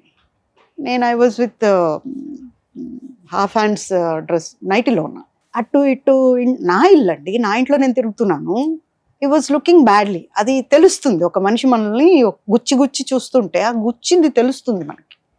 నేను ఇలా చూసినప్పుడు తల తిప్పుకోవటం, నేను లేకపోతే ఇలాగే చూడటం, అలా చేస్తున్నాడు. నాకు నచ్చలా. ఏంటిది అనుకొని నేను లోపలికి వెళ్ళిపోయి డ్రెస్ మార్చుకొని వచ్చా. ఐ ఫెల్ట్ అనీజీగా అనిపించింది. వచ్చి ఇలాంటి వాళ్ళని ఇంటికి రానియద్దు అని చెప్పి, ఇంటి దాకా అసలు ఇంతవరకు ఎప్పుడూ లేదు, ఇంటికి ఎందుకు తీసుకొచ్చావు, ప్రొడ్యూసర్స్ నేనే పిలవలేదు, హీరోయిన్ అయ్యి నువ్వెందుకు పిలిచావా, అతను చాలా మంచోడు. వెళ్ళిపోయా. నెక్స్ట్ డే ఎక్కడికో పోయి 2 లక్షల డబ్బు ఏదో జేబులో పెట్టుకున్నాడంట. గొడవ వేసుకొని కొట్టి ఆ డబ్బులు తీసేసుకొని పంపించారు. ఓకే. మళ్ళీ ఇంటికి వచ్చాక అక్కడ చెప్పటం, వాళ్ళు వీళ్ళు గొడవలు పెట్టడం వాళ్ళకి, నువ్వు రారా చూసుకుంటావంటే ఒక్కడే వెళ్ళాడు. మళ్ళీ ఉతికి పంపించారు. ఆల్రెడీ కట్టుల్లో ఉన్నాడు, ఇంకా కోలుకోలేదు. 3 నెలలు అయింది, లేచి నుంచున్నాడు, తిరుగుతున్నాడు. మళ్ళీ వాడిని రెచ్చగొట్టాడు. రా అంటే చూసుకుందామని వెళ్తే మళ్ళీ కొట్టి పంపించారు. మళ్ళీ బ్లడ్ వచ్చి నాకు ట్రీట్మెంట్ ఇప్పి అంటే హాస్పిటల్లో ఏమని చెప్పాలి, ఇంకా వచ్చావు ఏమని చెప్పాలి, పరువు ఉండాలా కొంచెం అయినా. నాకు నువ్వు ట్రీట్మెంట్ ఇవ్వమంటావు, నేను ఎందుకు ఇస్తాను ట్రీట్మెంట్? ఏ మందు పడుతుందో ఏ మందు పట్టదో అంటే, నేను చదువుకోను డాక్టర్ని, ఇంట్లో అందరూ వాళ్లే కాబట్టి దేనికి ఏం వాడతాం అనేది బాగా తెలుసు, ఏం చేస్తాం. కానీ అలా అని ధైర్యం మాత్రం ఎప్పుడు చేయం, సొంత వైద్యం చేయకూడదు. మెడికల్ స్టోర్కి వెళ్ళి మెడికల్ స్టోర్ వాడిని అడిగి నాకు నొప్పులు ఉన్నాయి, ఇక్కడ ఉంది అని చెప్పి వాటికి ఏమేమి వేసుకుంటారో అలాంటి మందులు తెచ్చుకొని తిన్నాడు, హాస్పిటల్కి వెళ్ళకుండా. Okay. These kind of person. And there is no humanity at all. Humanity అనేది నేను కాదు, పసిపిల్లాడండి. మా బాబు బాగుంటాడు, ముద్దుగా ఉంటాడు, బొద్దుగా ఉంటాడు, బాగుంటాడు. ఎవరైనా ఒక్కసారి చూస్తే కళ్ళు తిప్పుకోరు, బాబుని ముట్టుకోకుండా అవుతారు. అలాంటిది బాబు కోసం కూడా స్పందించలేదు అంటే ఎందుకండి జన్మ? ఒక్కరోజు కూడా వెనక్కి తిరిగి చూడలా. ఎవరో ఒక ఆడది నన్ను మీరు పెంచగలరో లేరో, నేను మీ బాబుకి అమ్మ అవుతాను అంటే పక్కన కూర్చొని ఉంటున్నాడు. వాడి తండ్రి ఎట్లా అవుతాడండి? ఎవరితో? ఎప్పుడు వెళ్ళిపోయారు ఇంట్లో నుంచి మరి ఆయన? ఇదంతా జరిగిన తర్వాత అయినాక ఒక బర్త్డే రోజు అండి, అక్టోబర్ 1 అతని బర్త్డే. అక్టోబర్ 1 స్నానం చేసి ఇవన్నీ తగిలించుకొని నేను తెచ్చినవన్నీ వేసుకొని వెళ్ళిపోయాడు. అప్పటికే నగలు డబ్బులు అన్ని దాటించేశాడు. మీరు లేరు ఇంట్లో? నేను షూటింగ్స్కి వెళ్తుంటా కదా, బీరువా పైన తాళాలు పెట్టే అలవాటు నాకు. అంటే ఇప్పుడు ఒక ఆయన కూడా అడిగారు ఇలాగే, అలా ఎలా నమ్మేసావమ్మా అని. బుద్ధి ఉందా అండి? దేవుడు తర్వాత ఆడది ఎవరిని నమ్ముతుంది? మొగుడిని నమ్ముతుంది. ఇంట్లో తాళాలు ఇంట్లో పెడతాం, ఎక్కడ పడితే. ఇంత జరుగుతున్నా కానీ ఇంకా నమ్ముతున్నారు కదా, మనకు తెలియదు కదా లోపల మాయమైపోతున్నాయని. డబ్బులు ఇవన్నీ దొంగతనం చేస్తాడని తెలియదు. పిల్లాడు పడుకొని ఉంటే పిల్లాడు గొంతులో చేయి నిప్పుకొని పోయావంటే నువ్వేం తండ్రి? సో పోతా డబ్బులు గోల్డ్ బాగా వేసుకెళ్ళిపోయాడు. ఎంత ఉంటుంది గోల్డ్ అంటే?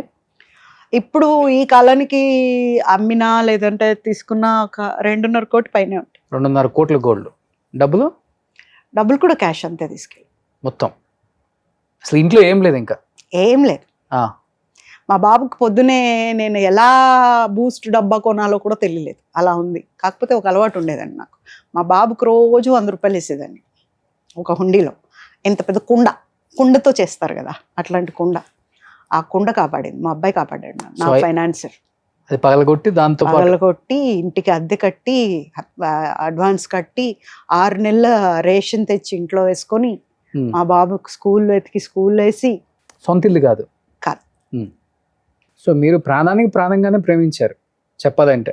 ఇంత జరిగిన ప్రేమ అనేది వెళ్ళిపోయిందండి, తెలిసిపోయింది. కాకపోతే కాన్ బట్ పొజిషన్ ఇంకా ఉండాల్సిన పరిస్థితి కాబట్టి ఉంది. ఎవరొకరితో అడ్జస్ట్ ఎట్లయినా అవ్వాలి. ఫస్ట్ వాళ్ళతోనే అడ్జస్ట్ అయితే పూజిత ఒక ముగ్గురుతోనే ఉందిరా. అబ్బా 4 లేదండి బాబు, ఆలోచన కూడా లేదు. ఓకే. అతను అదే కదా మీ నాన్నగారి కోరిక అదే, ఒక భర్తతోనే ఉండాలి. ఆర్టిస్టులు అంటే భర్తలను వదిలిపెడతారు. సో నువ్వు అదే కదా ఆయన కూడా. బట్ మీ తర్వాత ఎంతమందిని మోసం చేశారు ఆయన? ఇంకా మరి 8 మందిని. అబ్బా. 9వ వ్యక్తి IAS ఆఫీసర్ రేఖారాణి గారు, పరదేశీ నాయుడు గారి వైఫ్ ఆవిడ. అరే అప్పుడు కూబింగ్ లో చనిపోయారు ఆయన, వరంగల్ కరీంనగర్ ఎక్కడో. అక్కడే ఆయన వైఫ్ ఆవిడ. ఫేస్బుక్ లో ప్రేమించుకున్నారంట ఇద్దరు. తర్వాత పెళ్లి చేసుకోవాలి అని ఫస్ట్ పెట్టినప్పుడు వాళ్ళ అమ్మ నాన్న వచ్చారు నా దగ్గరికి. వాళ్ళ నాన్నగారు స్టంట్ వేసుకుని ఉన్నారు. స్టంట్ తీసాక అదే డిశ్చార్జ్ చేస్తారు కదా, డైరెక్ట్ గా నా దగ్గరకు వచ్చారు. వచ్చేసి అమ్మ ఒక పెళ్లి ఆపాలి అర్జెంట్ అని, రేపే పెళ్లి. ఒక ఫంక్షన్ హాల్లో బుక్ చేశారు. అంటే నేను అనుకున్నా, నేను అప్పుడు లీడ్ ఇండియా అని ఒక ఆర్గనైజేషన్కి పనిచేసేదాన్ని. ఏ అమ్మాయి అబ్బాయి లేచిపోతూ ఉంటారు కదండి ఎక్కువ. ఏ ఏరియా అమ్మా, ఏ స్కూల్ అని అడిగితే స్కూల్ కాదమ్మా ఆమె ఐఏఎస్ ఆమెకి నేనేం చేస్తానండి అంటే, విజయ్ గోపాల్ తెలుసా నీకు? ఏ విజయ్ గోపాల్? నీ మొగుడు విజయ్ గోపాల్ చెప్పండి అంటే, అతనే పెళ్లి చేసుకుంటుంది. ఒక్క నిమిషం అమ్మా లోపలికి వెళ్ళి వైట్ పేపర్ మీద సైన్ చేయి. ఇప్పటికి 4 సార్లు పంపించిన అతను రెఫ్యూజ్ చేశాడు, డైవోర్స్ ఇవ్వట్లేదు, తీసుకోండి. ఆవిడ చింపేసి, నేను నీ హెల్ప్ కోసం వచ్చానమ్మా, నువ్వు డైవర్స్ ఇస్తానంటావేంటి? ఏంటంటే, నువ్వే ఫస్ట్ వైఫ్వి, నువ్వు అబ్జెక్ట్ చేస్తేనే పెళ్ళి ఆగుతుంది, నా కూతుర్ని మోసం చేస్తున్నాడు. IAS ఆఫీసర్ అంటారు మీ కూతుర్ని మోసం చేయటం ఏంటమ్మా? ఆవిడ ఇలా చూసిందంటే పోలీసులు కుమ్మేస్తారు కదా అని.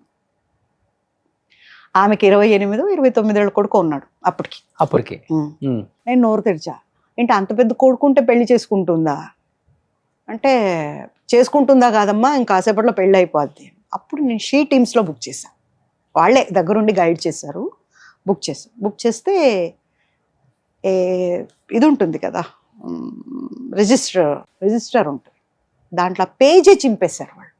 ఆ రోజు మండపం బుక్ అయింది అన్నది పేజే చింపేశారు. ఇది ఉండకూడదు, ఎవిడెన్స్ ఉండకూడదు. 3 రోజుల తర్వాత IPS గారింట్లో ఆవిడ చేశారు వాళ్ళిద్దరికి పెళ్లి. ఓకే. ఇంత జరిగిందని తెలిసినా కానీ ఆమె కూడా పెళ్లి చేసుకున్నారు. అంతా తెలుసు ఆవిడికి, అంతా తెలుసు, వీళ్ళందరికీ తెలుసు. వీళ్ళంతా ఒక గ్యాంగ్ అండి. ఒక MP, IAS ఆఫీసర్, వాళ్ళ అమ్మ వాళ్ళ చెల్లి, వీళ్ళందరికీ బినామీ ఇతను. వాళ్ళ ఆస్తులన్నీ వీడి పేరున్నాయి. ఓకే. సో అవి కాపాడటానికి ఆటోమేటిక్గా వీళ్ళు కాపాడతారు. అతని మీద ఎన్ని కేసులు పెట్టినా వాళ్ళ ఆస్తులు కాపాడుకోవాలంటే వీడిని కాపాడాలి. బట్ మరి ఆయన పెళ్లి చేసుకున్న తర్వాత ఉన్నారా ఇప్పుడు ఆమెతో, లేకపోతే? వాళ్ళు విడిపోయారంటండి. వాళ్ళు విడిపోయి ఇప్పుడు ఆవిడ వేరే పెళ్లి చేసుకున్నారంట మళ్ళీ. IPS. ఇప్పుడు ఏం చేస్తున్నారు మరి? ఇంకా తెలీదండి నాకు. వేరే అదే ఫేస్బుక్ చూస్తూ ఉంటాడు వేరే క్యాండిడేట్ కోసం, ఆ పని మీదే ఉంటాడు. ఓకే. ఇప్పుడు 9 అయిపోయినాయి. అంటే నాకు అర్థం కాదు ఏంటంటే, ఇదంతా 9 అయిపోయింది. 9 సంవత్సరాల క్రితం పెద్ద సంచలనం మీ న్యూస్ చెప్పాలంటే. సో నన్ను చంపడానికి సిద్ధమైపోయారు, నాకు తండ్రి లేరు, తల్లి లేరు, ఉన్న ఒక బ్రదర్ కూడా చనిపోయారు, ఉంది ఒకే ఒక అక్క, ఆమె కూడా టచ్లో లేరు, ఎప్పుడు ఏం జరుగుతుందో తెలియదు, నన్ను ఏ టైం అయినా కానీ వాళ్ళు మర్డర్ చేయొచ్చు అని కూడా మీరు అప్పుడు మీడియాకి ఎక్కారు, నాకు గుర్తుంది. సో తీసుకెళ్లారు కూడా నన్ను, ఇలా జరుగుతుందే కాదు, తీసుకెళ్లారు కూడా నన్ను చంపడానికి. ఓకే. సఫారీ ఇచ్చిన వల్ల నేను సినిమా స్టైల్లో తప్పించుకొని వచ్చాను. ఎట్లా? వాళ్ళు నాతో మాట్లాడిన తర్వాత ఆవిడ కూడా వచ్చారు. ఆవిడ కూడా వచ్చి మాట్లాడి, ఇప్పుడు మీ అబ్బాయికి నేను తల్లి అయితే మీ అబ్బాయి గట్టెక్కుతాడు, లేకపోతే నీ దగ్గర ఏమీ లేదు, ఏం చేస్తావు అని. నాకు కోపం వచ్చి నేను కూడా తిట్టేశా బాగా. తిట్టిన తర్వాత అతను ఎవరైతే నన్ను ఎత్తుకెళ్ళారో అతను అన్నాడు, గన్ అట్లా ముందేసి, పిల్లల్ని బజార్న వేస్తున్నారు మీరు, మీకు కొంచెమన్నా బుద్ధి ఉంది? ఎవరయ్యా పిల్లల్ని బజార్న వేస్తుంది? పిల్లాడి కోసం నేను మళ్ళీ ఇండస్ట్రీకి వెళ్ళలేదు, ఎందుకంటే పొడుస్తారు మాటలతో, లేదా ఒకటి రాయేస్తాడు, ఇప్పుడు ఎట్లా కష్టంలో ఉంది కదా పడకపోతుందా అని. అలాంటివన్నీ తప్పించుకొని నా బిడ్డకే న్యాయం చేయాలని నా బిడ్డ చేయి పట్టుకొని నేను తిరుగుతున్నా. వాడి కడుపు నిండటానికి నేను కడుపు కాల్చుకొని ఉంటున్నా. I feel very great. మా అబ్బాయి కోసం నేను చేస్తున్నా అంటే నా కళ్ళల్లో ఆనందం ఉంది. నా కొడుకు న్యాయం చేస్తున్నాను అన్న తృప్తి ఉంది. ఎవరు చేస్తున్నారు అన్యాయం? ఆమె చేస్తుంది అన్యాయం. 29 ఏళ్ల కొడుకు హ్యాంగ్ చేసుకుంటుంటే దింపలేకపోయింది ఆవిడ తల్లే. ఆవిడ నా కొడుకు తల్లి అవుతుందా? ఎట్లా అవుతుంది నా కొడుకు తల్లి? నేను చెప్తేనే నమ్మాలి వాడైన తండ్రి అని, లేకపోతే నమ్మలేడు కదా. పో అనుకోపో, ఏమనుకుంటావు? ఆడదాని మీదగా అన్నాడుగా అక్కడికి, నాకు ఇంకొక పెళ్ళయింది అని ఒక మీడియాలో చెప్పాడు, నాకు ఇంకొక పెళ్ళయింది. నేను అన్నా, ఫోన్లో వీడు ఎట్లా లేడు, వాడినన్నా రమ్మనండి, అప్పులు కట్టుకుంటాడు, నాకు జరుగుబాటు కూడా లేదు కదా, కనీసం మమ్మల్ని అయినా చూస్తాడు. మీడియా ఆయనైతే కెమెరా కింద పెట్టేసి నవ్వుతున్నాడు, పాప నువ్వు మారవా అని. ఎందుకు మారాలి? ఉంటే మారాలి, అంతే కదా. ఇప్పుడు ఒకటి లేడంటే ఇంకోటి వస్తే మంచిదే కదా, జరిగిపోతుంది. మీకు ఇంకొకటితో పెళ్ళయిందని ఏడన్నా ఏడి మరి అన్నా పెళ్ళైన అన్నేడి? ఇప్పుడు నువ్వు లేవుగా, వచ్చేస్తా పరిగెత్తి రావాలి కదా, ఒకతే ఉందని. రాలేదే. మగాడి చేసే ఒకే ఒక పని అండి, ఒక నిందంటూ వాడి నిజస్వరూపం బయటికి వచ్చింది అంటే ఇంకా నిందేసే తప్పించుకోవాలి. ఎలా తప్పించుకుంటాడు? లేకపోతే నిందలేంది బొందిపోదు, వేయాలి కాబట్టి వేసాడు నా మీద. నేను ఒకటే అన్నా, రమ్మనండి పోనీ, ఇప్పుడు ఇతను లేడు కదా, ఫ్రీ వేకెన్సీ ఉంది, రమ్మనండి, నాకు ఇష్టమైతే యాక్సెప్ట్ చేస్తా కదా. ఎవడోడు రాలేదే.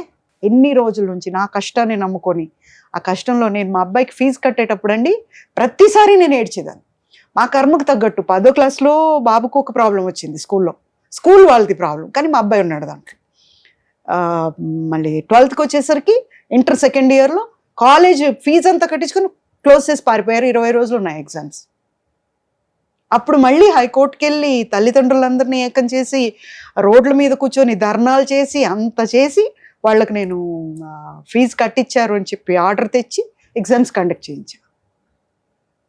ఎక్కడికి వెళ్ళినా ప్రాబ్లమ్స్ అన్నీ ఫేస్ చేస్తూ వస్తున్నాను. మా బాబు కోసం ఏమేం చేయలేదు, అన్నీ చేశాను. చెడ్డ పనులు కాదు, అన్నీ మంచి. కానీ అక్కడి నుంచి ఎలా బయటపడ్డారు మరి? ఎక్కడి నుంచి? చంపడానికి తీసుకెళ్లారు కదా. లోపలికి వెళ్ళిన తర్వాత ఆవిడ ఆ గన్ తీసుకొని ఇలా ఆడతారు కదా, అట్లా ఆడుతుందన్నమాట, హీరోలాగా ఆడుతూ మాట్లాడుతుంటే ఆయన రెచ్చగొడుతున్నాడు. వాళ్ళ చేతిలో ఉంది, ఇంకా నేను వస్తాననే ఆలోచనే లేదు, ఇట్స్ గాన్, అయిపోయింది. మా అబ్బాయికి వెళ్తూ ఒకటే మాట చెప్పాను, సో అధికారం ఉంది, చంపేస్తారు, కేసు కూడా క్లోజ్ చేస్తారు, అంతే. డెఫినెట్గా జనం అనుకుంటారు, కానీ ఎవరు నిలదీస్తారండి? ఇప్పుడు మన కళ్ళ ముందే ఎన్నో జరుగుతున్నాయి, ఇది దేనికి న్యాయం జరుగుతుంది? సో అక్కడ అందరికీ సినిమాలో చెప్తారు చూడండి, బయట అంతా ప్రెస్ ఉన్నారు, లైట్లు ఆపుకొని ఉన్నారు, దగ్గర 30 వెహికల్స్ ఉన్నాయి, అందరికీ తెలుసు మీరు నన్ను తీసుకొచ్చినట్టు, మీరే తెచ్చారని కూడా తెలుసు, నేను కూడా చెప్పేశాను అని చెప్పా. అంతే, నా సామిరంగా ఎక్కడోళ్ళు అక్కడ పరిగెత్తారు. వాళ్ళు పరిగెడుతుంటే మెల్లగా నేను నడుచుకుంటూ వచ్చేసా బయట. కూడా పరిగెత్తింది, ఎవరికి వాళ్ళు పరిగెత్తి వాళ్ళ కార్లు ఎక్కి పారిపోయారు. ఒక కారు లేదు, ఏం లేదు, ఒకటే కారు ఉంది. అది నేను బయటకు వెళ్ళి 5 నిమిషాలకు వచ్చింది, ప్రెస్ వాళ్ళదే వచ్చి వాళ్ళు తీసుకొచ్చి హైదరాబాద్ వదిలేరు. అలా పిలిస్తే వెళ్ళిపోతావు అమ్మా, నీకేమైనా మైండ్ ఉందా అన్నారు. నేను పిలిస్తే రాలేదండి, ఎత్తుకొస్తే వచ్చాను. ఎక్కడి నుంచి కిడ్నాప్ చేసుకుని? ఇక్కడ మధురానగర్లో హెరిటేజ్ పక్కనే మా ఇల్లు, రోడ్డు మీదే ఉంటుంది. ఆ కిందకు వచ్చి ఏదో కొనుక్కుందామని వెళ్తున్నాను, కొని వస్తున్నాను కింద. బాబు పైన ఉన్నాడు. కిందకు వచ్చేసరికి మాస్క్లు వేసుకున్నారు. ఈ మధ్య అందరికీ అలవాటు అయిపోయింది కదా మాస్క్ వేసుకోవటం, ఒట్టి కళ్ళు కనిపించేలాగా ముస్లిమ్స్ వేసుకున్నట్టు వేసుకుంటారు కదా, అలా వేసుకొని వచ్చారు 6 మంది. కారెక్కు ముందు లేకపోతే ఇక్కడే పొడి చేస్తామన్నారు. నేను ఇలా చూసి, మనకు నోరు ఎక్కువ కదా, ఆరుద్దామనే సరే నువ్వు అరిచినా పక్కకు చూసినా వేసేస్తావు నిన్నారు. దాంట్లో ఒక అతను లీడ్ ఇండియా వల్ల హెల్ప్ తీసుకున్నాడు నా దగ్గర. షాపూర్ వెళ్ళారంటే నన్ను ఎవరు పూజిత అన్నారు, పూజా దీది అంటారు లీడ్ ఇండియాలో. కాళ్ళ కింద పడి దండం పెడతారు. నాకు వెళ్ళే ఆర్టీసీ బస్సులు ఆపేసి వచ్చి నా కాళ్ళకి దండం పెడతారు. అలాంటి పేరు ఉంది నాకు అక్కడ. మన వివేకానంద ఉన్నారు కదా ఎమ్మెల్యే, ఆ కాన్స్టిట్యున్సీలో నేను ఆ స్కూల్స్కి చేశా. అయితే ఒకతను ఆగండి అని లీడ్ ఇండియా దీది అన్నాడు. అంటే మేము గుడ్ మార్నింగ్ గుడ్ ఆఫ్టర్నూన్ చెప్పం, లీడ్ ఇండియా అంటాం. నేను లీడ్ ఇండియా అన్నా. వాళ్ళని పక్కకు తీసుకెళ్ళి ఏదో మాట్లాడొచ్చాడు. దీది మీకు శత్రువులు ఉన్నారా? నాకు శత్రువులు ఎవరు ఉంటారయ్యా, నాకు ఎవరు లేరు, ఏమి అని. ఏం లేదు, మిమ్మల్ని ఎత్తుకురమ్మన్నారు, మీరు రాకపోతే చంపేయమన్నారు. అవునా, నేను నీకు ఎలా తెలుసు? మా పాపకు కిడ్నీ ఫెయిల్ అయింది, గవర్నమెంట్కి ఫైల్ పంపించారు, మీరు హాస్పిటల్లో హెల్ప్ అయింది, అందువల్ల చెప్తున్నాను. మా పాప షాపూర్ నగర్లో చదువుతుంది. ఒక్క నిమిషం, నేను ఒక ఫోన్ చేస్తానని మా బాబుకి ఫోన్ చేసి, తెల్లారి 4:30 లోపల నేను రాకపోతే రేపు మార్నింగ్ మనకు కోర్టు ఉంది, ఫైల్ అంతా అక్కడే ఉంది, ఆ ఫైల్ తీసుకొని నువ్వు వెళ్ళాలి, లాయర్ అంకుల్ దగ్గరికి తీసుకొని నువ్వు వెళ్ళాలి, ఓకేనా అంటే, why are you telling me అన్న, you have to listen, this is the time, ఏది క్వశ్చన్ చేయకూడదు. మమ్మీ రాలేదే, మమ్మీ ఎప్పుడు వస్తుంది, మమ్మీ ఎందుకు రాదు, ఎందుకు ఇంకా రాలేదు, 1 రోజు 2 రోజులు 1 నెల మమ్మీ రాదు, అయినా నువ్వే పోరాడాలి, ఇది మాత్రం క్లియర్ అంటే, ఓకే మమ్మీ అన్నాడు. ఓకే పడుకో ఇంకా అని చెప్పేసి వెళ్ళిపోయి, పదండి వెళ్దాం, అలా వెళ్ళాను. సో బాబుని కూడా అలానే ట్రైన్ చేసుకుంటూ పెంచారు మీరు. తిరిగి వస్తానని చెప్పి ఎప్పుడు పెంచలే. నేను రాకపోయినా నువ్వే, మా అబ్బాయికి ఎప్పుడు చెప్తా, మమ్మీ ఇది భలే బాగుంటుంది తెచ్చుకుందాం అంటాడు. ప్రాజెక్ట్ చేయండి, నువ్వు ఒక ప్రాజెక్ట్ చేసి ఇవ్వు, నాకే అమ్ము, 1000 రూపాయలు కొంటా, నేను కంపెనీకి 10,000కి అమ్ముతా, దాంట్లోంచి 1000 రూపాయలు నీకు ఇస్తా, 9,000 నాదే, ఎందుకు నాకే 10,000 ఇవ్వచ్చు కదా, ఇవ్వనట్లా నువ్వు అలా మెప్పించేలాగా నువ్వు చెయ్యి, 50,000 ఇప్పిస్తా, అట్లా ప్రాజెక్ట్స్ చేసే కొనుక్కుంటాడు. ఇప్పుడు మీ దగ్గర నుంచి ఆయన వెళ్ళిపోయేటప్పుడు అన్ని తీసుకొని వెళ్ళిపోయారు అన్నారు కదా, మీ బ్యాంక్ అకౌంట్ ఎంత బ్యాలెన్స్ ఉంది అసలుకి, ఇంట్లో ఏం మిగిలిపోయాయి అసలుకి? బ్యాంక్లో తనకు నిజంగా మాస్టర్ బ్రెయిన్ అండి, నాతో డ్రా చేయించేవాడు చక్కగా. ఇప్పుడు స్టూడియో పెట్టాడని చెప్పా కదా, స్టూడియోలో ఇది కట్టాలి అర్జెంటుగా, సాయంత్రం వచ్చేటప్పుడు వాళ్ళు పేమెంట్ ఇచ్చేది ఉంది. దాంట్లో ఎక్కువ రమణ గోగుల గారును సునీత ఎక్కువ ఉండేవారు పాడుతూ, సో వాళ్ళ పేమెంట్ ఉంది వాళ్ళ అని చెప్పేవాడు, అలా తీసుకెళ్ళేవాడు క్యాష్. 0 వచ్చేదాకా వెయిట్ చేశాడు బాగా బ్యాంక్లో. అబ్బా. తర్వాత ఒకరోజు 5th ఫ్లోర్కి వెళ్ళి అక్కడి నుంచి దూకేస్తానని, నగలు ఇవ్వు అని, నేను ఎందుకో ఇవ్వలా, ఇవి ఇకపోతే నేను కట్టకపోతే ఇప్పుడు నన్ను ఇచ్చేసేస్తారు, నేను ఇవ్వాలి అని చెప్పి అంటే అప్పుడు మళ్ళీ తీసుకొచ్చి ఇచ్చా. వాళ్ళందరూ చూస్తున్నారు, 5th ఫ్లోర్ ఎక్కాడు కదా, ఎప్పుడు మనం బయటకు కూడా రాం, కలిసి వెళ్ళింది లేదు, అప్పుడు మిగతా నగలు కూడా ఇచ్చేసాను. ఇంకా లోపల అవన్నీ ఎప్పుడో వెళ్ళిపోయినాయి, అవి తెలియదు మనకు, డబ్బాలు ఉన్నాయిగా, ఇప్పుడు డబ్బాలు తీసి చూస్తే కదా మనకు, పెట్టుకునే అలవాటు ఉంటే తీసి చూస్తాం, ఒకేషన్ కూడా పెట్టుకోము, ఎందుకంటే నాకు మంగళసూత్రం చైను డబల్దే పెద్ద పెద్ద ఇంతింతలా, చెన్నైలో ఉన్న వాళ్ళు ఎవరు కూడా సన్నవి వేసుకోరు, ఇంతింతలా వేసుకుంటారు, అది అలవాటు, ఇంత పొడవు వేసుకుంటారు, మామూలుగా 13 పిడికిళ్ళు ఏమో వేసుకుంటారు కదా మంగళసూత్రం, అలా కాదు ఇక్కడ. అంటే షూటింగ్ టైంలో తీయండి అంటే ఇట్లా లోపలికి తోపేస్తారు, తీరు మంగళసూత్రం అనేది, అంత వాల్యూ ఇస్తారు, అందుకని చాలా పొడవు చేయిస్తారు. అలా ఇలా పెట్టినా కూడా అది ఇక్కడ దాకా ఉంటుంది, బయటికి రాదు. మామూలుగా మనకు ఆంధ్రలో చేస్తారు చూడండి, అదైతే వస్తుంది, తీయమంటారు, అందుకు అట్లా డబల్ చైన్ ఉండేది నాకు ఇంతో. సో ఇంకా వేసుకున్నాక ఇంకేమి నాకు వేసుకోవాలనిపిస్తుంది, అది ఒక 4 పుసల దండ, అది పెద్దదే.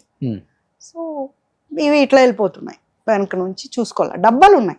ఎవరికి ఇస్తున్నారు అవి ఆ బంగారం? ఎవరికి ఇస్తున్నాడు అంటే మన ఇండస్ట్రీలోనే ఒక ఆర్టిస్ట్ అండి, నేను పేరు చెప్పను, ఒక ఆర్టిస్ట్. ఆమె ట్రాప్ లోకి వెళ్ళిపోయారేనా? ఆమె ట్రాపో కాదో మరి మనకు తెలియదు, కానీ ఆవిడకి ఇచ్చేవాడంట. నాకు నేను ఐటీలో ఒక అతనితో పార్ట్నర్షిప్కి వెళ్ళినప్పుడు అతనికి ఫ్రెండ్కి ఇతను తెలుసు అంట, ఇతను ఎవరికైతే ఇస్తాడో ఆ ఇంటికి అతను కూడా వెళ్తాడంట. మీ కాదు అతను, అదే అతను లవరు, ఆయన కూడా అతను కూడా లవర్ ఈ ఆర్టిస్ట్ కి. నేను వెళ్ళే దగ్గరకు వస్తాడు, ఒక డబ్బా, ఒక సూట్ కేసు, బ్రీఫ్ కేసు తీసుకొని, ఇంత ఎత్తు పౌడర్ వేసుకొని నీట్ గా దూకొని, ఇంత పెద్ద బార్ ఉంటుంది కారు వాళ్ళది సీలో, దాంట్లో వస్తాడు. ఆవిడేమో ఆఫీస్కి వెళ్తున్నాడు అనుకుంటుందో ఏమిటో మరి, క్యారియర్ కూడా ఇచ్చి పంపిస్తారు, ఈడేమో వచ్చి రోజు ఒక్కొక్క నగల డబ్బా ఇస్తూ ఉంటాడు అక్కడ అని చెప్పాడు. బట్ మీ నగలన్నీ ఆ ఆర్టిస్ట్ వేసుకున్నప్పుడు కనీసం తెలుస్తుంది కదా మీకు. నేను ఒకరోజు మాత్రం బ్యాంగిల్స్ చూసాను, ఒకరోజు ఎవరో ఎందుకు వాళ్ళ తమ్ముడి భార్య చేతిలో కూడా చూసాను నా గాజులు. I was taken back. అంటే ఇంకొకటి ఉంటుంది, నాకున్నవి మీకు ఉండకూడదు అని ఏమి ఉండదు, అలాంటిది ఇష్టపడి కొనుక్కొని ఉండొచ్చు అన్న దీంట్లో ఉన్నా, కానీ మనసు ఒప్పుకోలేదు, కాదు ఇవి నావే అని. అప్పుడు చెక్ చేస్తే నావి లేవు, అక్కడ ఉన్నాయి, మరి ఎందుకున్నాయో నాకు తెలియదు. కానీ ఆర్టిస్ట్ ఎప్పుడైనా ఓపెన్ గా అడిగారా, నా భర్తను ఎలా ఉంచుకోవాలనిపించింది మీకు? లేదండి, భర్త అనే మాటకే అర్హత లేనోడు ఇట్లా పోతే పోయాడు దరిద్రం అనిపించింది. ఆ దరిద్రం గురించి మాట్లాడాలనే లేదు. అంతేందుకు, ఇప్పుడు కోర్టులో కేసు ఉంది, ఇప్పటికి ఇప్పుడు ఉంది రన్నింగ్ ప్రెసెంట్ కోర్టులో ఉంది, నేనే నిన్న వదిలేసా. ఇంకా దేంట్లో I'm దేని quitting. మీద వేసారు? డైవర్స్ అయిపోయింది, విడాకులు తీసుకున్నారు కదా, వేయలేదు కదా, మీరు సైన్ చేసి పంపించారు నేను కదా. పేజ్ ఇస్తే ఆవిడ చింపేసింది కదా. ఆడు ముందే ఒప్పుకోలేదు, ఈవిడ అప్పుడు ఒప్పుకోలేదు. ఆ, వాడేమో నాకు పెళ్ళామే కాదు, కొడుకు మాత్రమే నా కొడుకు అని చెప్పాడు. ఉమ్, సో అలా డైవర్స్ కాలేదు. నేను కోర్టులో వేసా, రేఖారాణి ఐఏఎస్ని ఇంక్లూడ్ చేయండి, ఎందుకని కేసులో ఇంక్లూడ్ చేయట్లేదు అని వేసా. ఉమ్, అప్పుడు సెషన్స్ కోర్ట్ వెకేషన్స్లో జడ్జి ఒకటే అడిగాడు, ఐఏఎస్ అయితే ఏంటి, ప్రైమ్ మినిస్టర్ అయితే ఏంటి, ఒక ఆడదికి పెళ్ళైన ఆడదాని లైఫ్లోకి వెళ్ళింది ఆవిడ, పేరు ఇంక్లూడ్ చేయండి అని చెప్పి అక్కడ ఇచ్చారు ఆర్డర్. ఓకే. వెంటనే దాన్ని అటకెక్కించింది ఉమ్, అక్కడ వాళ్ళతో కుమ్ముకై. అది 8 ఏళ్ల తర్వాత దులిపారేమో, అది కింద పడిందో ఏమో మరి, అది నాంపల్లి కోర్టుకు వచ్చింది. ఉమ్, వచ్చాక వాళ్ళు ఫోన్లు చేస్తున్నారు, నేను ఎవరిదోని ఫోన్ ఎత్తట్లా. అప్పుడు ఒకరోజు ఎందుకే నాకు మాటకి ఈ నెంబర్తో ఫోన్ చేసిన, ఎవడు నువ్వు అని చెప్పి తిడుతున్నా. తిడితే అప్పుడు నేను కానిస్టేబుల్ అండి, ఇట్లా మీ కోర్టుకు వచ్చింది కేసు, మీరు రండి అని. ఏం పొడిచారని 8 ఏళ్లలో ఇప్పుడు నేను వచ్చి పొడిచేది ఏముంది, నేను రాను, కొట్టేసేయండి అని చెప్పా. ఉమ్, కాదు మేడం మీకు న్యాయం జరుగుతుంది రండి అన్న. సరే చూద్దాం అసలు ఏంటి పరిస్థితి అని వెళ్ళా. 1.5 year వెళ్ళా. మొన్న పోయిన నెల అనుకుంటా పీపీ గారిని అలర్ట్ చేస్తే ఆయన అన్నారు, అమ్మా దీంట్లో ఎవిడెన్స్లు ఉంటాయి కదా, ఎవిడెన్స్లు ఒరిజినల్ ఇస్తే నువ్వు కేసు గెలుస్తావు అన్నాడు. మరి నేను కేసు పెట్టినప్పుడు ఇచ్చిన ఒరిజినల్స్ ఒకసారి ఉంటాయి కదా, రెండోసారి ఒరిజినల్స్ ఎలా వస్తాయి? హౌ యూ ఎక్స్పెక్ట్, ఎలా వస్తాయి అసలు? ఏం ఒరిజినల్స్ ఇచ్చారు అప్పుడు? ఫొటోస్, పెళ్లి ఫొటోస్ కానీ, మీ పెళ్లివి? ఆ, బాబు ఫొటోస్, ఫంక్షన్ ఫోటో కానీ, ఏమంటారు అది సీమంతం ఫోటోలు కానీ, మేమిద్దరం కలిసి ఉన్నవి కానీ, ఎక్కడెక్కడికి వెళ్ళినప్పుడు ఉన్నాయి, అవన్నీ ఇచ్చాను. అవన్నీ పెట్టుకున్నారు. ఏదైనా తప్పు ఉండొచ్చండి, రేషన్ కార్డు తప్పు ఉంటుందా? ఉమ్, ఓకే. ఇద్దరిని కూర్చోబెట్టి ఫోటో తీస్తారు. భారత ప్రభుత్వం అంత పిచ్చిదా? కాదు కదా.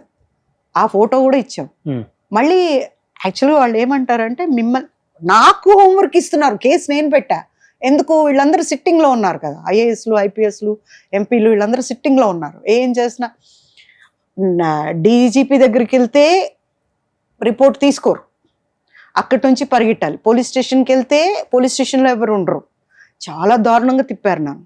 తర్వాత ప్రెస్ అంతా వచ్చేసి నాతో కూడా వస్తే అప్పుడు తీసుకున్నారు. అక్కడ బాబు ఖాన్ ఎస్టేట్లో అక్కడ ఉమ్, ఉమ్, ఉమ్. అక్కడ తీసుకున్నారు. ఇప్పుడు మీ ఫైట్ అతని మీద ఆమె మీద, ఇంకా అతని దగ్గర ఆయన లేరు కదా ఇప్పుడు? ఎప్పుడు ఉన్నా లేకపోయినా ఫస్ట్ అయితే జరిగింది కదా, ఆ, అన్యాయం జరిగిందా లేదా, అన్యాయం జరిగింది అనేది నా పోరాటం. ఉమ్, నేనేమి, నాకు ఆవిడంది నీకు వద్దన్నావు కదా, నేను చేసుకుంటే నీకేంటి బాధ అని అడిగింది, మీడియాలో అడిగింది ఆవిడ నన్ను. నేను అనలేదే నాకు ఆవిడ కావాలని. ఎంగిల్ కంచం ఇంట్లో పెట్టుకుని అలవాట్లేదు నాకు, నాకు నచ్చలేదు, నా కంచం వేసి పడేస్తాను నేను. ఉమ్, అలాంటిది ఎంగిల్ కంచం నేను ఎందుకు పెట్టుకుంటాను ఇంట్లో? ఉమ్, ఇంత తెలిసి ఇంత బాహాటం అయిన తర్వాత నిన్ను తీసుకుని నేను ఎందుకు పెట్టుకుని, నేను అడిగానే ఏంటో ఆవిడ కావాలి నాకని. నేను అనలేదే, నాకు వద్దు. చాలా ఎందుకనో దేవుడు ఇలా చేశాడంటే, మా నాన్నగారు చనిపోయిన తర్వాత నాలో దూరాడేమో వద్దమ్మా అని. ఆ మాట నేను బయటికి వెళ్ళలేదు కదా, వాడు పారిపోయాడు, వాడు తప్పు చేశాడు, నేను కాదే. దాని తర్వాత మీ మీద ఇంకా ఇప్పుడు మర్డర్ అటెంప్ట్స్ జరగటం కానీ ఇవన్నీ ఏం లేవు? మళ్ళీ నేను ప్రెస్ మీట్ పెట్టా కదా, ఆ, అక్కడి నుంచి వచ్చిన తర్వాత ఓకే. నా వేలికి చిన్న గాయమైనా కూడా వీళ్ళు ముగ్గురే. ఎవరెవరు? ఐఏఎస్ ఈమె ఆవిడందండి, వాళ్ళ అమ్మ ఏ రేఖారాణి వాళ్ళ అమ్మకు ఫోన్ చేసింది ఆవిడ. ఏంటి అది రెచ్చిపోతుంది అని చెప్పి నన్ను, అది రెచ్చిపోతుంది కొంచెం ఎక్స్ట్రాలు చేసిందంటే లోపలేసి బ్రోదల్ కేసు పెడతాను. అది మా అబ్బాయి టీవీలో చూశాడు, మా కాదు విన్నాడు పక్కనే కూర్చొని. ఇంటికి వచ్చాక నేను చాలా బాధపడ్డా. ఎంత మాట అంది ఆవిడ నన్ను, ఏం తెలుసు వీళ్ళందరికీ, వాడు ఎంత మోసగాడో తెలిసి వీళ్ళకి ఏ మాయలో ఉండి ఈ మాటలు నన్ను అన్ననింది అనేసి. అంటే మా బాబు వచ్చి నన్ను, మా బ్రోదల్ అంటే ఏంటి అని అడిగాడు. ఒక్కసారి షేక్ అయిపోయాను నేను. దాటేయకూడదు, చెప్పాలి. నాన్న ఒక భార్య ఉండగా, ఒక మన అనుకున్న వాళ్ళు ఉండగా ఇంకొకళ్ళు చాలామంది మెయింటైన్ చేస్తే వాళ్ళని అంటారు. అయ్యో రేఖారాణి ఆంటీకి ఎంత కష్టం వచ్చింది కదా పాపం, ఆవిడకి వాళ్ళ ఇంట్లో వాళ్ళు ఉంటే కూడా నాన్నని తీసుకెళ్ళింది కదా పాపం, బ్రోదల్ అయిపోయింది ఆంటీ అన్నాడు. మా బాబు అంతే, అప్పుడు 7 ఏళ్ళేమో. అంటే ఆవిడన్నమాట నన్ను ఇక్కడ కొట్టింది. బ్రోదల్ కేసు బుక్ చేస్తాను అంటే అంత తేలిగ్గా ఉంటారండి ఆడవాళ్ళు అంటే? నేను ఇండస్ట్రీయే కావచ్చు, ఇండస్ట్రీలో ఉన్న ఆడవాళ్ళు అంటే అంత తేలిక? మీరంతా గొప్పోళ్ళా? నాకు తెలుసు, వాళ్ళందరి చరిత్రలు నాకు తెలుసు. ఎవరి చరిత్ర ఐఏఎస్ ఈవిడ రేఖారాణి గారికి ఏముంది, ఇవన్నీ నాకు కూడా తెలుసు. కానీ మర్యాద నేను ఊరుకున్నా. బట్ టైం వచ్చినప్పుడు ప్రెస్ మీట్ పెట్టి చెప్పారా? చెప్పా, నాకేం జరిగినా కూడా వీళ్ళే దానికి కారణం అని చెప్పి. అప్పటి నుంచి ఇంకేం కానీ ఎప్పుడో అనిపించింది జరుగుతుందేమో ఒకవేళ అని. బట్ జరగదు. ఎన్ని సంవత్సరాలు అయింది జరిగి? 9 ఏళ్ళు అయిపోయిందిగా. 9 ఏళ్ళు అయిపోయింది. కేసు నేనే డ్రాప్ అయిపోయా.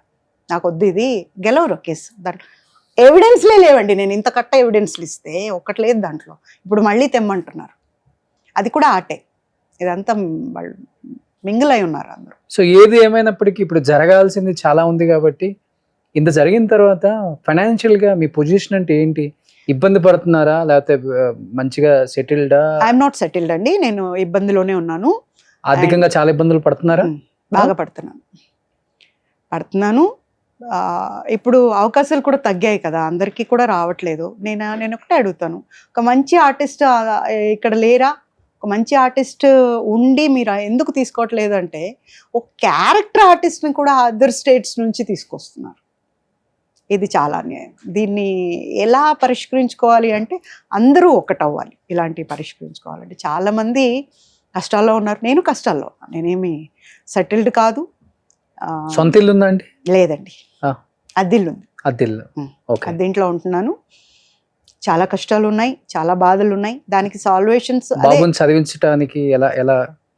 నా దగ్గర ఉన్నవన్నీ అమ్ముకున్నాను, ఎవరిని అడుక్కోలేదు. కరెక్ట్ గా బాబుకు ఫీ కట్టాల్సిన టైంలో కట్టలేకపోయేదాన్ని. బాబోయ్ అని ఏడ్చే టైంలో నాకు ఒక ప్రాజెక్ట్ వచ్చింది, ఏదో ఒకటి.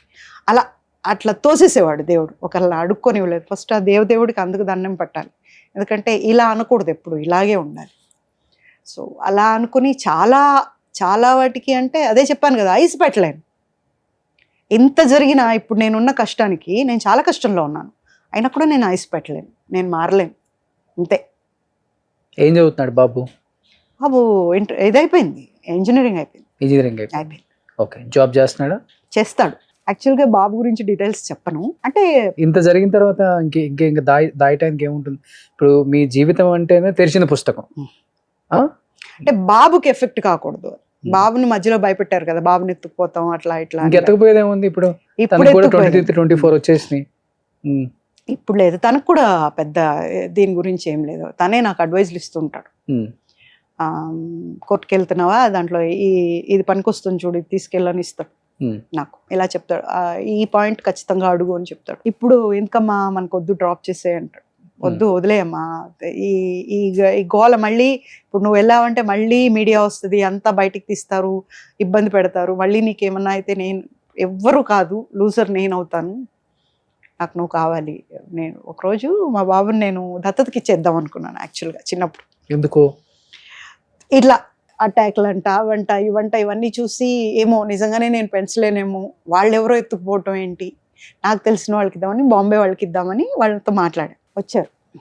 ఇలా నేను కూర్చున్నా. నేను తల్లి ఎంతైనా కూడా ఆగట్లేదు. మా బాబు ఇట్లా వెనకాల కర్టన్ ఉంటే కర్టన్ దగ్గర నుంచి ఇట్లా బట్టి చూస్తున్నాడు అన్నమాట. అంతా మాట్లాడేసా. ఎంత వాళ్ళ ఆస్తి అంతా బాబు పేరట పెట్టేస్తామన్నారు. నేను రాకూడదు అన్నారు, ఎప్పుడూ రాకూడదు అన్నారు. సరే అన్న, ఒకసారి నేను లోపలికి వెళ్ళి వస్తాను. ఓకే అన్నారు. వచ్చా, ఇంకా సైన్ చేసుకోవాలి ఇద్దరం. మా బాబు వచ్చి ఇట్లా గట్టిగా పట్టుకున్నాడు నన్ను. ఇక్కడికి ఉంటాడు కదా, ఇట్లా పట్టుకొని మమ్మీ అన్నాడు. ఏనన్నా అంటే, నన్ను వాళ్ళకి ఇచ్చేస్తావా మమ్మీ? నేను వద్దా నీకు? నేను ఏం చేశాను మమ్మీ? నేను బాగా చదువుకుంటా మమ్మీ, నన్ను ఇచ్చేయద్దు మమ్మీ, నేను నీతోనే ఉంటాను. అంతే. సారీ, నేను ఇవ్వలేనండి, నేనే పెంచుకుంటా మా బాబుని. నేను ఎన్ని కష్టాలైనా పడతా కానీ మా బాబుని ఇవ్వను అని చెప్పి ఆ బుజ్జి చేతులు పట్టుకున్నాయి చూడండి. ఆ ఫీల్ ఈ రోజు కూడా నాకు ఎప్పుడైనా బాబుని కోప్పడతాను కదా, టక్కున అది గుర్తొస్తుంది. ఇలా పట్టుకొని నన్ను తిడతావా మమ్మీ అన్నట్టు అనిపిస్తుంది అనమాట. సో అంతే, ఇవ్వలేకపోయా. దానికోసం ఈ జన్మకి ఇంకెంతే, మా బాబు తప్ప ఇంకేం లేదు, ఏ ఆలోచన లేదు. మన ఎవరో అడిగారు, ఆమె ఎవరో సింగర్ పెళ్లి చేసుకుంది, ఈమె ఎవరో ఆర్టిస్ట్ పెళ్లి చేసుకుంది, ఒకరికొకరు తోడు ఉండాలి చివరిది. ఎందుకండి తోడు? ఇద్దరు ఉన్నారుగా. బోర్ కొడితే ఒక నిమిషం ఫోన్ చేసి బాగున్నారా అంటే మీరు మాట్లాడతారుగా. ఇంకా బోర్ ఎక్కడి నుండి వస్తుంది? అక్కర్లేదు, చాలు. ఈ లైఫ్కి ఒక్కసారి పడేంత తప్పు నేను చేయలేదు. మరి ఏ జన్మలో చేశానో నాకు తెలియదు, కానీ చాలా పడ్డాను. చాలా అంటే కొన్ని చెప్పడం కూడా రాలేదు నాకు. అలా అలా అలా పెంచలేదు అమ్మ నాన్న. ఒక రౌడీలాగా పెంచారు నన్ను.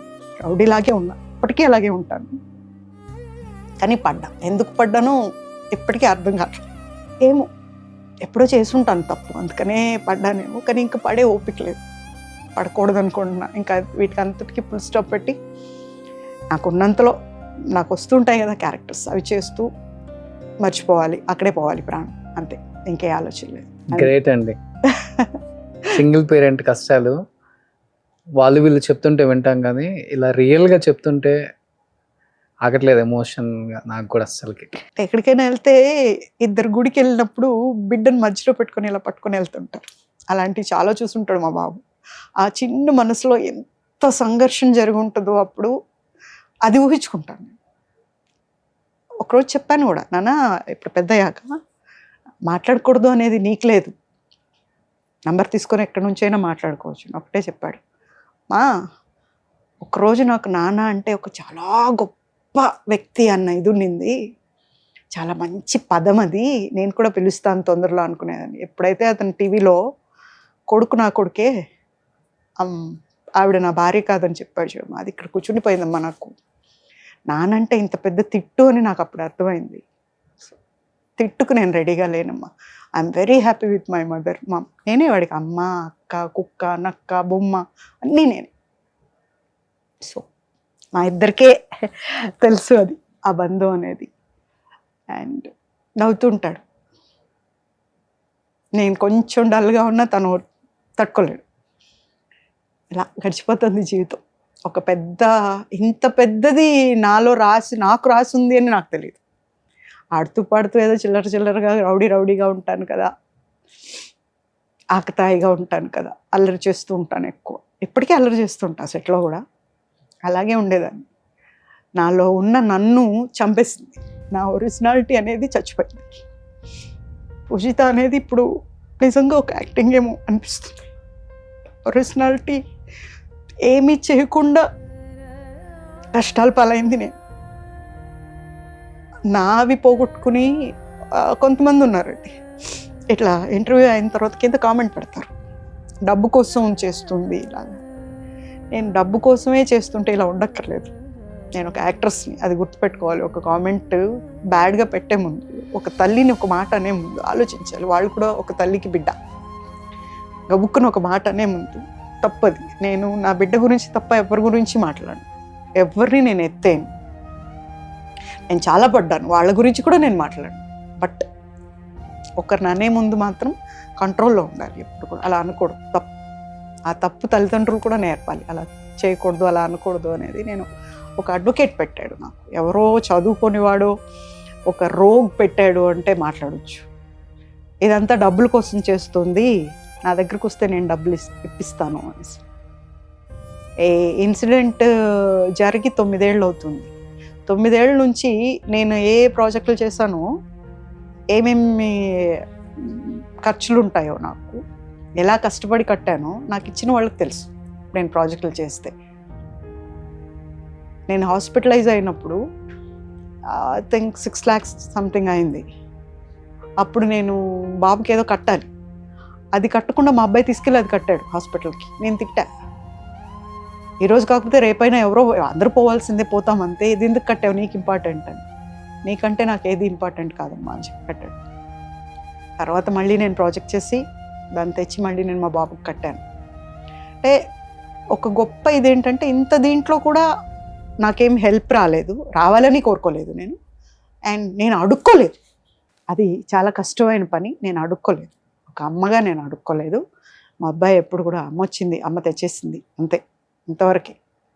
ఒకరు ఇచ్చారు, మనం తీసుకున్నాము అనే మాట రాలేదు.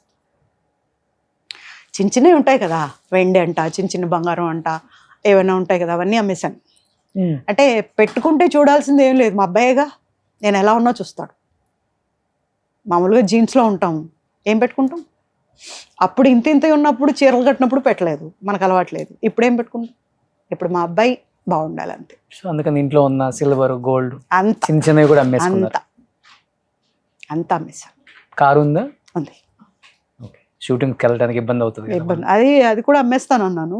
బాబు ఎలా వెళ్తావమ్మా, వద్దు నీకు అలవాట్లేదు కదా అంటే. నేను ఇండస్ట్రీకి వచ్చిన తర్వాత 3 నెలల్లోనే కారు కొనిపెట్టారు నాకని మా నాన్నగారు. అప్పటి నుంచి ఇప్పటి వరకు కార్ లేకుండా వెళ్ళలేదు. సో ఈ మధ్య ట్రైబర్ తీసుకున్నాను 7 సీటర్ది. ఒక సినిమా తీయచ్చు మీది కదా ఆ? అనుకుంటూ ఉంటాను నేను కూడా అప్పుడప్పుడు. ఇదంతా పేపర్ మీద పెట్టేస్తే ఒక కథ అయిపోద్ది అని. మంచి కథ. కానీ ఎవరైనా కానీ ఇండస్ట్రీలో చాలామంది ఆర్టిస్టులు ఉన్నారు, లేడీ ఆర్టిస్టులు సపోర్ట్గా నిలబడి, అంటే ఫైనాన్షియల్ టైంలో కానీ లేకపోతే మోరల్ సపోర్ట్ అదే కావాలి ఇండస్ట్రీలో. ఎవరైనా అదే ఎక్స్పెక్ట్ చేస్తాం. నా వెనక వీళ్ళు ఉన్నారు, ధైర్యం చెప్పేవాళ్ళు నా ఫ్రెండ్స్ అని. ఎవరు లేరా మీకు? ఎవ్వరు? నాకు ఫ్రెండ్ అంటే మా అక్క వాళ్ళ పాప ఉంటుంది, అదే తిరుపతిలో సొంత అక్క? అక్క అంతే. డాక్టర్. సో వాళ్ళు టచ్లో ఉన్నారు ఇప్పుడు? వాళ్ళిద్దరే నా ఫ్రెండ్స్. ఏమున్నా చెప్పుకుంటాం, మాట్లాడతాం. కంట్లో నీళ్ళు వచ్చినా, ఒంట్లో చెమట వచ్చినా ఏదైనా వాళ్ళతోనే పంచుకుంటారు. బాబు అంతే, అంతే, ఇంకేం లేదు. ఫ్యామిలీగా చూసుకుంటే నేను బాబు, అదో నన్ను చూసుకుంటూ ఒక్కొక్క పిల్ల, నా కూతురు, అంతే. This is my. సో ఇప్పుడు బాబు హ్యాపీ, చదువు అయిపోయింది, he's happy and he's enjoying his life which I want. నేను ఏదైతే కోరుకున్నానో హ్యాపీగా ఉండాలి, హ్యాపీగా ఉన్నాడు అంతే. సో అంతా కోల్పోయింది మీరు, మాటలు పడ్డది మీరు, కేసుల కోసం తిరిగింది మీరు, ఆర్థికంగా ఇబ్బంది పడ్డది మీరు, కుటుంబాన్ని లాక్కొని వచ్చి కొడుకుని, అంటే తండ్రి వదిలేసి వెళ్ళిపోయినా కానీ ఈ పరిస్థితులలో, అంటే అలాంటి పరిస్థితులలో కూడా కొడుకుని ఆ స్థాయిలో ఉంచుకుంది కూడా మీరు, ఇప్పుడు బతకాల్సింది కూడా మీరే, సో సొసైటీలో నిలబడాల్సింది కూడా మీరే. ఇన్ని ఓడిపోకుండా గెలిచి ఇంత దూరం వచ్చారు కాబట్టి ఇంక ఇప్పుడు కూడా గెలుస్తారు, ఇంకా గెలుస్తూనే ఉంటారు. వాళ్ళు ఇప్పుడు ఈ కేసుల వల్ల లేకపోతే వాళ్ళు అది కేసు గెలవటం వల్ల పెద్దగా మీకు ఒరిగేది కూడా ఏం లేదు. ఇంకా వాళ్ళు గొప్ప వాళ్ళు అయితే వాళ్ళకి గొప్ప, అంతే, ఎవరికి గొప్ప కాదు, అంతే కదా. ఇవాళ రేపు వాళ్ళు వీళ్ళని కూడా లేదు. ఎవరున్నా కానీ నిజమైన ఆధారాలు ఉంటే. ఒక ఛానల్లో వచ్చింది కదా, 1 month వాళ్ళే ఇచ్చారు టెలికాస్ట్. అప్పుడు ఆ ఛానల్ హెడ్ నాకు ఫోన్ చేశారు, అమ్మా బండబూతులు తిడుతుంది నిన్ను, పెళ్ళి అవ్వలేదంట, నువ్వు అబద్ధాలు చెప్తున్నావు అంట, ఎలా ప్రూవ్ చేసుకుంటావు అని. ఒక రౌడీని అప్పుడు చూసుండాల్సింది మీరు. అలా చేశాను నేను. రిజిస్టర్ ఆఫీస్కి వెళ్ళి మొక్కం మీద తన్నాను అతన్ని. తన్ని ఇంత పెద్దగా ఉంటుంది రిజిస్టర్, ఒక్కొక్క పేజ్ ఇంత ఉంటుంది అక్కడి నుంచి ఇక్కడికి. ఆ పేజ్ ఓపెన్ చేసి దాంట్లో టక్క టక్క కొట్టాం. కొట్టి తీసుకుంటే మేము అక్కడి నుంచి డీజీపీ దగ్గరికి వెళ్ళాం, రిజిస్ట్రేషన్ డీజీపీ దగ్గరికి వెళ్ళే లోపల ఇది మార్చేస్తారు వాళ్ళు. మార్చేసి మీడియాకు వేరే చూపించారు. మేము అప్పటికే ఒరిజినల్స్ తీసేసాం కదా, అవి నేను ప్రొడ్యూస్ చేసి ఆ ఫొటోస్ చూపించా. ఇక్కడ గిల్లటం, వాళ్ళిద్దరు పెళ్లిలో గిల్లుకోవటం, గూగుల్లో ఫొటోస్ ఉన్నాయి కదా ఇప్పుడు కూడా, ఇక్కడ గిల్లుకోవటం, కాలు గిల్లటం, తాళి కట్టడం, ఇవన్నీ ఫొటోస్ అప్పుడు పెట్టిన తర్వాత అప్పుడు ఛానల్ హెడ్ నమ్మారు. నమ్మి ఒక్కవేళ నేను నిద్రలో లేచి ఇది టెలికాస్ట్ ఆపండి అన్నా కూడా ఆపకండి అని చెప్పి ఆర్డర్ వేశారు. అప్పుడు కంటిన్యూస్గా టెలికాస్ట్ అయింది కదా. అంటే ఒక ఛానల్ వాళ్ళు నన్ను నమ్మలా, అబద్ధం చెప్తున్నాను అనుకున్నారు. ఐఏఎస్ ఆఫీసర్తో గొడవ ఏంటి, ఎందుకు ఈమెకి ఎందుకు ఉంటుంది అన్నట్టుగా కొంచెం చిన్నగా చూశారు వాళ్ళు. ఇంకొక ఛానల్కి వెళ్ళి చెప్పిన తర్వాత మాకెందుకు ఇవ్వరు అని వీళ్ళు అలిగారు. ఇది మరి బాగుంది, ఫస్ట్ మీకే ఇచ్చాము ఆఫర్, మీరు టెలికాస్ట్ చేయలే, అక్కడ టైం అయిపోతుంది, అది బయటికి రావాలి, పెళ్ళి అయిపోతుంది. వాళ్ళు లేట్ చేసేసరికి పెళ్ళి అయిపోయింది. అప్పుడు ఇంకొక ఛానల్కి చెప్పాను. ఆధారాలు ఉంటే చట్టానికి ఎవరైనా ఒకటేనండి, ఎవరు చుట్టాలు కాదు. సో ఎన్డీ తివారీ గారు లాంటి దాన్నే చూసాం మనం, పెద్ద విశేషమేం కాదు. సో ఇవన్నీ దాటుకొని వచ్చారు, ఆ బెదిరింపులు అవన్నీ, వాటికి ఇవ్వాల లేక లొంగేవాడే లేడు ఎవడు. ఫస్ట్ ఆఫ్ ఆల్ అన్ని దాటుకొని వచ్చారు. 9 సంవత్సరాల తర్వాత కూడా లైఫ్ ని హ్యాపీగా లీడ్ చేస్తున్నారు. కొద్ది గొప్ప ఫైనాన్షియల్ గా ప్రాబ్లం ఉన్నా కానీ మీకు వచ్చిన ప్రాజెక్ట్స్, మీకు వచ్చిన ఆఫర్స్ తోనే మీరు నెట్టుకొస్తున్నారు. కానీ ఇండస్ట్రీలో పూజిత అంటే ఒక చిన్న బ్లాక్ మార్క్ కూడా లేదు. ఏం అలాంటిది అలాంటిది ఇలాంటిది అని మాట్లాడేవాడు కూడా లేడు. ఆ స్కోప్ కూడా ఇవ్వలేదు మీరు, కాబట్టి మీరే సక్సెస్ అయినట్టు. సో అందుకని నేను మీకే హ్యాట్సప్ చెప్తాను. సో బాబు 23 years వచ్చాయి, హ్యాపీగా జాబ్ చేస్తారు. ఒక 2-3 years తర్వాత హ్యాపీగా పెళ్లి అవుతుంది, మీరు ఒక ఫ్యామిలీ అవుతారు. సో ఇండస్ట్రీ కూడా పూజిత గారు మంచి మంచి సినిమాలు తీశారు. డెఫినెట్గా ఆమె ఓపెన్గా చెప్పారు. ఫైనాన్షియల్గా చాలా ప్రాబ్లం ఉన్నప్పటికి కూడా నేను ఎప్పుడు ఎవరికి చెప్పుకొని ఇలా చేయి చాపలేదు. ఉన్న దాంట్లోనే ఇంట్లో ఉన్న గోల్డ్ సిల్వర్ అమ్ముకొని నా కష్టమే నేను పడ్డాను. కానీ ఎవరిని చేయి చాచి, అంటే ఆమె అడిగితే ఇచ్చేవాళ్ళు చాలా మంది ఉంటారు, ఉన్నారు. గొప్ప గొప్ప యాక్టర్స్తో వర్క్ చేశారు. కానీ అది తనకి ఇష్టం లేదు, అలాంటి ఫ్యామిలీ నుంచి రాలేదు. దేహి అనే పొజిషన్ నాకు వచ్చినా నేను అడగకూడదు, నా కష్టంతో నేను బతకాలి. మర్చిపోయా ఒక్క ఇన్సిడెంట్ చెప్తాను. నరేష్ ఉన్నారు కదా, హీరో నరేష్, అవును, సీనియర్స్ పెద్ద నరేష్ గారు అన్నయ్య, ఆయన మాత్రం నేను హాస్పిటల్లో ఉన్నప్పుడు హెల్ప్ చేశారు. మనం తిని లేదనుకోవడం, అది నాకు తెలియదు. నేను బెడ్ లో అన్కాన్షియస్ గా ఉన్నప్పుడు బాబు దగ్గరికి పంపించారంట, వాళ్ళు హెల్ప్ చేశారు. ఓకే. ఆయన సో ఇప్పుడు నేను అడిగితే అన్నయ్య నువ్వు ముందు ఇంటికి రా కోతి అంటారు. ఓకే. బట్ నేను కష్టంలో ఉన్నప్పుడు ఎప్పుడు కూడా మనం అలాంటి పని చేయకూడదు, అడుక్కోకూడదు. సో ఇండస్ట్రీ ఆమె ఏది కూడా ఫైనాన్షియల్ గా నేను ఇబ్బంది పడుతున్నాను, నాకు డబ్బు కావాలని అడగట్లేదు, మంచి క్యారెక్టర్స్ ఇవ్వండి. సో తెలుగులో చాలా సినిమాలు చేస్తున్నాం మనం, వెబ్ సిరీస్లని, ఓటీటీకి ఎన్నో చేస్తున్నాం. మంచి క్యారెక్టర్కి ఇప్పటికి కూడా అక్క క్యారెక్టర్లకి చాలా బాగా సూట్ అవుతారు పూజిత గారు. అమ్మ క్యారెక్టర్లకైనా మంచి క్యారెక్టర్స్ ఇచ్చి సపోర్ట్ చేసి, ఇలాంటి వాళ్ళు మన వాళ్ళని రోడ్డును పడకుండా ఫైనాన్షియల్గా అండ్ మన వాళ్ళని మనమే కాపాడుకోవాలి. అది మనకి గౌరవం. కాబట్టి మరి చేతులు జోడించి అడుగుతున్నాను, డైరెక్టర్స్ అండ్ ప్రొడ్యూసర్స్, మన తెలుగు వాళ్ళు టాలెంట్ ఉన్న వాళ్ళు చాలా మంది గొప్ప వాళ్ళు ఉన్నారు, అందరికి మంచి అవకాశాలు ఇవ్వాలని మనస్ఫూర్తిగా కోరుకుంటున్నాను. పూజిత గారు, థ్యాంక్ యూ సో మచ్. ఏదో చాలా చిన్నగా ఉంటుంది మీ లోపల జర్నీ, అంటే మీ పర్సనల్ లైఫ్ అనుకున్నాను, కానీ ఇంత పెద్ద స్టోరీ ఉంటుంది, ఇంత జరిగిందని నాకు తెలియదండి. నిజంగా ఎప్పటి నుంచో ఇంత బాధను లోపల పెట్టుకొని ఇంత హ్యాపీగా, సంతోషంగా, నవ్వుతూ, అందరిని నవ్విస్తూ, మంచి విల్లీ క్యారెక్టర్స్ చేస్తూ అందరిని మెప్పిస్తున్నారు, అందరు మెప్పు పొందుతున్నారు. ఆ ఆశీస్సులే మిమ్మల్ని ఇంత దూరం తీసుకొచ్చాయండి. ఇంకపై కూడా ఇలాంటి ఆశీస్సులే మీకు ఈ ఇంటర్వ్యూ తర్వాత నాకు తెలిసి ఐస్ ఓపెన్ అయిపోతే. సో ఒకసారి అందరు ఐ ఓపెన్ అయిపోతే డెఫినెట్ గా ఇండస్ట్రీ కూడా మీరేంటో తెలుసుకుంది కాబట్టి మీకు ఒక వాల్యూ ఇస్తుందని నేను అనుకుంటున్నానండి. So be happy. Thank you.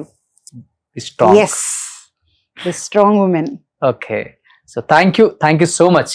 Thank you too చేతులు జోడించి మనస్ఫూర్తిగా నమస్కారం పెట్టాలనిపించింది మీకు నిజంగా. Come on.